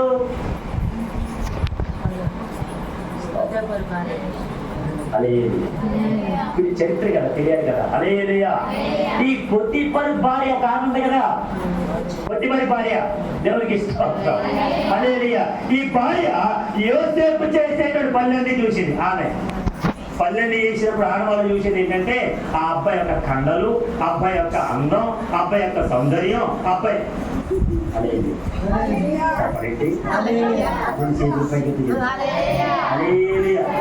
అందుకని మగవాడు ఆడవాళ్ళకి పని చేయకూడదు. ఆమె ఆ అబ్బాయి ఎంత నిష్ఠగా ఉన్నా ఇది మీ జవాబుగా ఉంటే మీరు మాట్లాడలేదు కదా. హల్లెలూయా. కానీ ఇక్కడ ఉండేటువంటి పొతిఫరు భార్య అతని భర్త పొతిఫరు లేడని, బయటికి వెళ్ళిపోయాడని ఈ యోసేపుని పిలిచి, ఒరేయ్ నీ కండ బలం, నీ వీరత్వం, అబ్బా ఎంత అందంగా ఉన్నారా అని చెప్పి, మా ఆయన లేడుగా రా అని చెప్పి చాలా వరకు అతన్ని ఎంత చేసినా కానీ దేవుల్లో ఎదిగేటువంటి బిడ్డ ఆ తప్పుడు పని చేయకుండా, అమ్మగారు క్షమించండి, మీరు మా అమ్మగారండి, మీరు మా పైన అధికారి, నేను ఇంట్లో దాసుని, ఇంట్లో పని చేయడానికి వచ్చాను, అసలు మీరింటి ఇలా ప్రవర్తిస్తే తప్పు అని చెప్పి చాలా వరకు ఆమెకు దొరకకుండా ప్రయత్నం చేశారు. కానీ ఒక రోజున రూమ్లోకి వెళ్ళి పని చేస్తూ ఉంటుంటే ఎవరూ లేరనుకుని ఈమె చూసి లోపలికి వెళ్ళిపోయి ఆమె అతను ధరించినటువంటి వస్త్రాన్ని లాగుతుందంటారా అని చెప్పి పిలుస్తూ ఉంటుంటే వస్త్రాన్ని అక్కడ పడేసి ఇంట్లో నుంచి పారిపోయాడు మరడు. హల్లెలూయా. పారిపోతే మీద ఏ నేరం ఉంటుందో తెలుసా? ఇదిగో పొతిఫరు, ఎవడోయ్ ఓ అధికారి, ఎవడో భర్తగారు పిల్లడి, ఈ ఎవరినైతే ఎవరిని ఆ లేవిని తీసుకొచ్చారు చూసారా, ఆ ఇశ్రాయేలు తీసుకొచ్చారు చూసారా, అసలు వాడు ఎంత నీచమైన పని చేశారు తెలుసా? నా పరువు తీసేసాడండి, ఇక్కడ తీసుకొచ్చారు అని చెప్పగానే ఆ పొతిఫరు ఏమీ మాట్లాడమని జైలు తీశాడు. లోపల సాగుతుంటుంది, ఆడది అబద్ధం ఆడితే గోడనంట. ఆడవాడు అబద్ధం ఆడితే ఎలా ఉండదంట? గోడే. మగవాడు అబద్ధం ఆడాడనుకో స్టార్ట్ అయ్యి మట్టి గోడ ఎలాగనగా దేవునికి ఇస్తాం గట్టిగా అదే. మగవాడు అబద్ధం అంటే ఎలా ఉండదంట? ఊరు కదా ఏంటి అబద్ధం అంటారు. ఆడవాడు అండి అలా తెలియదు మనకి. చెప్పండి, ఏదైనా తోట అబద్ధం ఆడిన అబ్బమ్మ చెప్పగానే భర్త తిన్నాడు కదా, ఎన్ని కమ్మాయిలు తిన్నా అన్నరా అది బాబు నా భార్య పొడి తెచ్చింది తినేది తినేసిందంటే ఏమైపోయిన ఇద్దరు మాట్లాడలేదు. ఏదైనా తోటలో నుంచి అనగా ఏదైనా సంఘంలో నుంచి దేవుడికి ఎట్టేలా వీళ్ళకి వేయలేదు. ఇక్కడ చెప్పాల్సిన ఉద్దేశం ఏంటంటే అప్పటికే పొద్దుపడి భార్య చేసిన పనికి యోసేపు ఏ తప్పులు చేయకపోయినా నిందల పాలయ్యాడు, లోపలికి వెళ్ళిపోయాడు. లోపలిని ప్రార్థన చేసుకుంటూ ఉన్నాడు, దేవుడు మొరపెడుతున్నాడు ప్రభువా అని ప్రార్థన చేసుకుంటుంటే ఇతనికి ఇప్పుడు ఐగుప్తు యొక్క మహారాజుగా ఉండేటువంటి ఫరో రాజు దగ్గర పనిచేసిన వీళ్ళందరూ కూడా తప్పు చేసి లోపలేశారు. 3 రోజుల తర్వాత బాగా వినాలి, అప్పటికి వీళ్ళకి దేవుడు దర్శనం ఇచ్చాడు, కళలు ఇచ్చాడు. ఆ కళల దర్శన భావం తెలియక అలా ఉండిపోయేసరికి వాళ్ళ మొట్టమంతా విచారం చేసుకొని లోపల ఏడుస్తూ ఉండగా, బాధపడుతూ ఉండగా, కన్నీరు కాస్తుండగా, ఆ విచారంతో ఉంటూ ఉండగా ఈ యోసేపు వాళ్ళకి ఉపచారం చేస్తున్నాడు, పని చేస్తూ ఉన్నాడు, వాళ్ళకి సహాయకుడిగా ఉన్నాడు, ఏది కావాలో అన్ని అందిస్తూ ఉన్నాడు. అందించేసరికి వాళ్ళిద్దరు మొక్కలు చూశాడు యోసేపు. హల్లెలూయా. ఒక మాట చెప్పమంటారా, ఏ దైవజనుడైతే మీ దైవజనుడు ఏ ఇంటికైతే వస్తున్నాడో ఇంటికి వచ్చిన తర్వాత మీ ముఖాలు విచారంగా కనబడితే దైవ సేవకుడు ఒక్కడే అడుగుతాడు మీకు ఏమైందని. అడిగి ప్రార్థన చేస్తారు దైవజనుడు. కొంతమంది ఉంటారు ఎందుకే అడగడం కంటే ఓకే 5 కాడి నుంచి మళ్ళీ అప్పుడు అడుగుతారేమో డబ్బులు ఏమంటారు, ఎవరు అడగడం ఆమె అవునా కదా. దైవజనుడు ఒక్కడే అడుగుతారు, ఎందుకంటే ఆయన సంఘ కాపరి. సంఘంలో గొర్రెలు ఎలా ఉన్నాయో తెలుసుకోవాల్సిన బాధ్యత అతడితే. యేసుప్రభు అంటాడు దాసోత 10 నేను గొర్రెలకు మంచి కాపరి. మంచి కాపరి తన గొర్రెల కొరకు ప్రాణం పెడతాడు. జీతగాడే కాపరే. జీతగాడు ఏం చేస్తాడు, జీతం వచ్చిందా చూసుకున్నాడా, హ్యాపీగా ఉన్నాడు, వెళ్ళిపోయాడా. కానీ కాపరి అయితే ఆ గొర్రె తిందా, ఆ గురి ఎలా ఉంది, నీరసంగా ఉందా, ఒంట్లో బాగాలేదా, ఎలా ఉంది, అసలు ఏం తింటుంది, ఏం తినలేకపోతుంది, అసలు ఎలా ఉంది తన బ్రతుకు అని ప్రతి గొర్రె గురించి యోసేపు కూడా ఎవరికైతే ఒకసారి జైల్లో ఉండే ఆలోచిస్తున్నాడు. హల్లెలూయా. ఆ 2 ప్రాణాదాయకులు భక్షగాలు లోపల ఉంటే వాళ్ళకు ముఖమంతా కూడా మనోవిచారం చేసుకుంటే ఆ మనోదుఃఖంతో లోపలికి అడుగుతున్నాడు, అయ్యా ఏమైంది అడిగితే దీనికి ఏమీ లేదయ్యా, దీనికి నాకు ఒక దర్శనం వచ్చింది అని చెప్పి భక్షగాలు ఎంతో చెప్పాడు. ఇతరు దర్శనం అయిన తర్వాత వెంటనే ఈ యొక్క ప్రాణాదాయకులు అంటాడు, అయ్యా నాకు కూడా దర్శనం వచ్చింది చెప్పి ఇద్దరు కూడా దర్శనాలు ఎవరితో పంచుకున్నారు, ఎవరితో మాట్లాడేది ఎవరితో యోసేపుతో చెప్పుకోవాలి. యోసేపు ఆ దర్శన భావాలు చెప్పాడు. ఏంటి ఆ భావం అంటే, అయ్యా పక్షగారి అధిపతి 3 రోజుల తర్వాత నీకు విడుదల వస్తుంది, నువ్వు రాజుగారి దగ్గరికి వెళ్తావు. రాజుగారి దగ్గరికి వెళ్ళిన తర్వాత ఇదిగో నీ గంపల పైన ఉండేటువంటి ఆ వచ్చినటువంటి కాపులన్నీ కూడా నేను ఏం చేస్తున్నాయి, ఆ గంపలు ఉండేటువంటి పళ్ళు పదాలను కూడా ఎత్తుకుపోతున్నాయి కదా. అలాగైతే రాజుగారు 3వ రోజున నేను బయటికి విడిపించి నేను ఊరికి వేలాడదీసి నీ తల చేరిస్తాడు. నీ తల ఏం చేస్తాడంటే ఆకాశ పక్షులు వచ్చి నీ మాంసాన్ని తింటాయి. ఇది నీకు వచ్చినటువంటి కళభావం అని చెప్పి అయితే ఇప్పుడు ప్రాణాదాయకుడు తొందరక్క దగ్గరికి వచ్చి, అయ్యా యోసేపు నాకు కళ వచ్చింది, దాని భావం చెప్పి అంటే ఏంటి ఆ భావం అంటే, ఇదిగో 3 రోజుల తర్వాత కూడా నీకు విడుదల వస్తుంది, నువ్వు బయటికి వెళ్తావు, రాజుగారి దగ్గర ఉంటావు, మరలా గిన్నె అందించేవాడిగా నీ ఉద్యోగం నీకు మరలా ఉద్యోగం మరలా. ఇప్పుడు వీళ్ళిద్దరు బయటకు వచ్చారు 3వ రోజున. ఆ 3వ రోజున ఏంటంటే ఫరో గారి యొక్క బర్త్డే. ఫరో రాజు గారి యొక్క బర్త్డే రోజున ఆ విడుదలైనటువంటి వాళ్ళందరూ కూడా వాళ్ళందరినీ బయటికి పిలిపించారు. వీళ్ళందరూ కూడా బయటకు వచ్చారు. వెంటనే ప్రాణాదాయకుల అధిపతికి మన ఉద్యోగం వచ్చింది.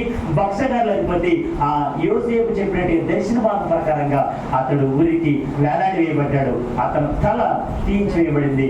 అతని యొక్క తల ఛేదించిన తర్వాత ఆకాశ పక్షులు వచ్చి అతని యొక్క మాంసాన్ని ఇది భావం. ఇది తెలుసుకున్న తర్వాత వెంటనే పానాదాయకులు అయిపోతుంది అన్నాడు. వాళ్ళిద్దరు అన్నాడు, అయ్యా మీరు బయటికి వెళ్ళిన తర్వాత నన్ను ఒకసారి జ్ఞాపకం చేసుకోండి, నేను ఏ తప్పు చేయలేదు, రాజుగారు నా గురించి చెప్పండి అయ్యా అని యోసేపు అడిగితే, ఈ పానాదాయకులు అయిపోతే ఉద్యోగం వచ్చిన తర్వాత మాట మర్చిపోయాడు. ఏం మర్చిపోయాడు? ఎవరి మాట? యోసేపు ఏమైనా తప్పు చేశాడా? ఏమన్నా ఘోరం చేశాడా? ఎవరిని కొట్టాడా? ఎవరిని తిట్టాడా? ఎవరిని పల్లెత్తి మాట ఏమీ లేదు, ఊరికనే జైలు పాలు చేశాడు. నన్ను జ్ఞాపకం చేసుకొని రాజుగారితో బాగా చెప్పండి అయ్యా అని కానీ ఏ ఒక్కరు కూడా చెప్పలేదు. రాజుగారు అలా ఉండిపోయేసరికి పానాదాయిని మర్చిపోయాడు. ఈ రాజుగారికి కళ వచ్చిన తర్వాత ఈ రాజుగారి బయటకు వచ్చి అక్కడ ఎంతమంది అయితే విద్వాంసులు ఉన్నారు, ఎంతమంది అయితే జ్ఞానం కలిగే ఉన్నారు, వాళ్ళందరూ కూడా ఈ కళభావం చెప్పి ఈ కళని చెప్పాడు. రాజుగారు అన్నారు, రే ఈ కళభావాన్ని నాకు చెప్పాలి. అసలు ఏ కళ కన్నారో కూడా రాజుగారికి చెప్పట్లేదు, తెలియట్లేదు, రాజుగారికి గుర్తులేదు. వెంట నాకు ఉండేటువంటి పని వారందరినీ పిలిచి, నేను కళ మర్చిపోయాను, భావం కూడా నాకు తెలీదు, మీరు కళ చెప్పాలి, కళతో పాటు భావం చెప్పాలి అని ఉన్న వారందరినీ పిలిచాడు. ఎవ్వరు కూడా చెప్పలేకపోతున్నారు. అప్పుడు పానాదాయకులు యోసేపు గుర్తొచ్చాడు. హల్లెలూయా. యోసేపు చెరసాలలో ఉన్నాడని రాజుగారి దగ్గరికి వెళ్ళి నిర్ణయించుకుని, రాజా నన్ను మన్నించండి, ఒక రోజు నేను చెరసాల పాలైనప్పుడు, జైలు పాలైనప్పుడు లోపల ఉండేటువంటి ఒక లేవీయుడు నాకు వచ్చిన కళభావం చెప్పాడు. ఆ కళభావమే ఈ రోజు నాకు మరలా ఉద్యోగం వచ్చిందయ్యా, ఆయన లోపలే ఉన్నాడు అని చెప్పగానే వెంటనే యోసేపుని బయటికి పిలిపించాడు. హల్లెలూయా. హల్లెలూయా. యోసేపు బయటకు వచ్చిన తర్వాత రాజుగారు చెప్పినటువంటి, రాజుగారికి వచ్చిన కళలన్నీ కూడా ఇప్పుడు యోసేపు చెప్తా ఉన్నాడు. హల్లెలూయా. హల్లెలూయా. నేను చెప్పాల్సిన ఒక విషయం ఏంటంటే, 5వ విషయం, యోసేపు తనంతటే తాను బయటికి రాలా, ఆమె దేవుడు ఆజ్ఞ చొప్పున వచ్చాడా? గట్టిగా దేవుని ఆజ్ఞ చొప్పున బయటకు వచ్చినటువంటి యోసేపు ఇప్పుడు బయట ఎలా నడుచుకోవాలి? తన ఇష్టం కాదు, దేవుని నిర్ణయం చొప్పున బ్రతకాలి. హల్లెలూయా. దైవ నిర్ణయం చొప్పున బ్రతకాలి. హల్లెలూయా. యోసేపు ఏదైతే చెప్పాలనుకుంటున్నాడో, దేవుడు ఏదైతే ఆజ్ఞాపించాడో, ఆ రాజుల దగ్గరికి వచ్చని అన్ని విషయాలు చెప్పాడు. రాజుగారికి వచ్చిన దర్శనాలు, రాజుగారికి వచ్చిన కళలు, ఆ భావం అన్ని చెప్పగానే ఆ 7 సంవత్సరాలు ఈ కరువు రాబోతుందయ్యా. 7 సంవత్సరాలు విస్తారంగా పంట పండబోతా ఉంది. ఈ పంట అంతా కూడా మనం దాచిపెట్టాలి. ఈ కరువు చాలా విస్తారంగా విస్తరించబోతా ఉంది. అందరూ కూడా కరువుతో మరణించబోతున్నారు. కాబట్టి ధాన్యాన్ని మనం దాచిపెట్టాలి అని చెప్పి దైవ నిర్ణయం చొప్పున ముందుకు సాగిపోతా ఉన్నాడు. హల్లెలూయా. ఆ దైవ నిర్ణయమే యోసేపుని ఆ ఐగుప్తు దేశానికి 2వ ప్రధానమంత్రిగా మార్చింది. హల్లెలూయా. ఏం చెప్పుకున్నాం మనం? 5 విషయాలు. 1 దైవ దర్శనం. అందరూ చెప్పాలి ఏంటిది? 2 ధైర్యం కలిగి మాట్లాడాలి. 3 దీనత్వం కలిగి ఉండాలి. 4 దాసుడిగా మారిపోవాలి. 5 దైవ నిర్ణయం చొప్పున ముందుకు అడుగులేయాలి. అర్థమా? అలాగైతే నువ్వు నేను ఫలించడు కొమ్మే. యోసేపు ఫలించాడు. తన ఇంటి వారందరికీ ఆయన ఎంతగానో భరోసాగా మిగిలిపోయాడు. వారందరినీ కూడా ఆ ఐగుప్తు దేశానికి పిలిపించి తన తండ్రిని వారందరినీ పెంచి పోషించాడు. హల్లెలూయా. హల్లెలూయా. దైవ నిర్ణయం చొప్పున ముందుకి అడుగులు వేశాడు కాబట్టి అతను ఐగుప్తు దేశానికి 2వ ప్రధానమంత్రిగా మారిపోయాడు. ఈరోజు నీ జీవితంలో ఉండాలని కోరుకుంటున్నావా? అయితే ఫలించడు కొమ్మలో ఉండాలనుకుంటున్నావా? ఇప్పుడైనా ఉపవాసం ఉండండి, కన్నీరు కార్చండి, దుఃఖించండి, మనఃపూర్వకంగా అడగండి, తిరిగి నా ఎద్దకి రండి, వస్తే నేను మిమ్మల్ని ఫలించడు కొమ్మగా మారుస్తానన్నాడు. యోసేపు వచ్చాడు, ఫలించడు కొమ్మగా మారిపోయాడు. ఆ సంగతి గుర్తిరిగిన యాకోబు యోసేపు గురించి మాట్లాడతాడు. యోసేపు, నువ్వు ఫలించడు కొమ్మరా, నీ ఓట ఉపుకుతూ ఉందరా, నీ రెమ్మలు గోడ పైకి పొంగి పారుతున్నాయిరా, నీలాంటి గొప్పోడు ఎవడున్నాడురా? దేవునికి ఇస్తావు చెప్పండి. యోసేపు లాగా ఫలించే కొమ్మగా ఉండాలనుకుంటున్నావా? అయితే 5 విషయాలు. 1 ఎలా ఉండాలి? దైవ దర్శనం కలిగి ఉందాం. 2 ధైర్యం కలిగి ఉందాం. 3 దీన మనసు కలిగి ఉందాం. 4 దీనుడిగా దాసుడిగా మారిపోదాం. 5 దైవ నిర్ణయం చొప్పున బ్రతుకుదాం. అట్టి దీవెన, అట్టి ఆశీర్వాదాలు ప్రభు మనందరికీ ఈ ఉపవాస పండుగలో 5వ కూడుకులో ఈ మాటలు విన మనందరికీ ప్రభు దయచేయను గాక. అందరూ మోకరించండి, ప్రార్థన చేసుకుందాం. అందరూ మోకరించాలి, అందరూ మోకరించాలి. త్వరగా. There is no time. We have to bow down in the presence of the Lord and to ask everything whatever we want. దేవుడు ఏది అడగాలనుకుంటున్నవాడు ప్రభువా నన్ను కూడా యోసేపు వల్ల కొమ్మగా మార్చయ్యా. ఫలించే కొమ్మగా ఉండాలి నేను, ఫలించేటోడు కొమ్మగా మారాలనుకుంటున్నా నేను. అడిగావా అమ్మతో కడుగుతున్నావా? ఏమనొస్తుంది కడుగుయా, ఏమనొస్తుంది కడుగుస్తాను. ప్రతి ఒక్కరు కడుగుస్తుంది ప్రభు సరిగా అడుగుతాం. ప్రభువా మీరంటే గొప్ప దేవుడు మాకు ఎవరున్నారయ్యా, నీలాగా నన్ను ప్రేమించేవారు ఎవరున్నారయ్యా, నువ్వు కావాలి ప్రభువా, నువ్వు నాతో ఉండాలయ్యా. నన్ను కూడా యోసేపు ఫలించడు కొమ్మగా మారినట్టు నన్ను మార్చయ్యా. నేను కూడా 5 విషయాలు కలిగి ఉంటాను, నీ దర్శనం కలిగి ఉంటానయ్యా. ధైర్యంగా మాట్లాడతాను ప్రభువా, దీని మనసు కలిగి ఉంటానయ్యా. దాసునిగా నీ పని చేస్తాను ప్రభువా, దైవ నిర్ణయం చొప్పున ముందుకు సాగిపోతానయ్యా. నన్ను మార్చవా, నన్ను సరిచేయవా, నువ్వు మాట్లాడిని బట్టి పోతున్నారయ్యా. అడిగిదామా? ఒక చిన్న ప్రార్థన చేద్దామా? ఒక చిన్న ప్రార్థన. స్తోత్రం స్తోత్రం స్తోత్రం స్తోత్రం. హల్లెలూయా హల్లెలూయా హల్లెలూయా.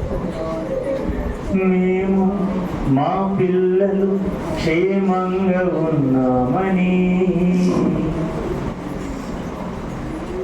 ఏ బాధ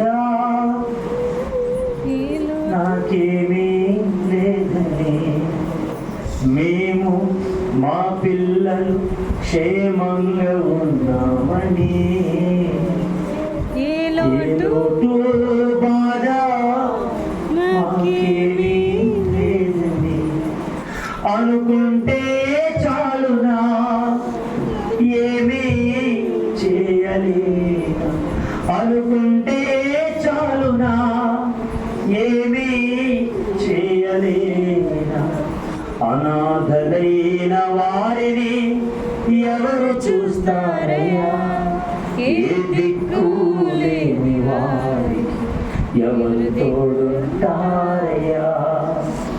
అనాథలైన వారిని ఎవరు చూస్తారయ్యా, ఏ దిక్కు లేని వారికి ఎవరు తోడుంటారయ్యా. నీవేసయ్యా తోడుండాలయ్యా, ఆదరించాలేసయ్యా. నీవేసయ్యా తోడుండాలయ్యా, ఆదరించాలేసయ్యా. అయ్యా దేవుడు విన్నారా? అడుగుతావా? అయ్యా యోసేపు వలె నన్ను మార్చు ప్రభువా, ఫలించే కొమ్మలోనే ఉండాలి. నా జీవితాన్ని మార్చు, నా జీవితాన్ని సరిచేయి. కన్నీరు కార్చి ప్రార్థన చేద్దాం, కన్నీరు కార్చి ప్రార్థన చేద్దాం. స్తోత్రం స్తోత్రం స్తోత్రం. కన్నీరు కార్చి ప్రార్థన చేద్దాం. హల్లెలూయా హల్లెలూయా హల్లెలూయా.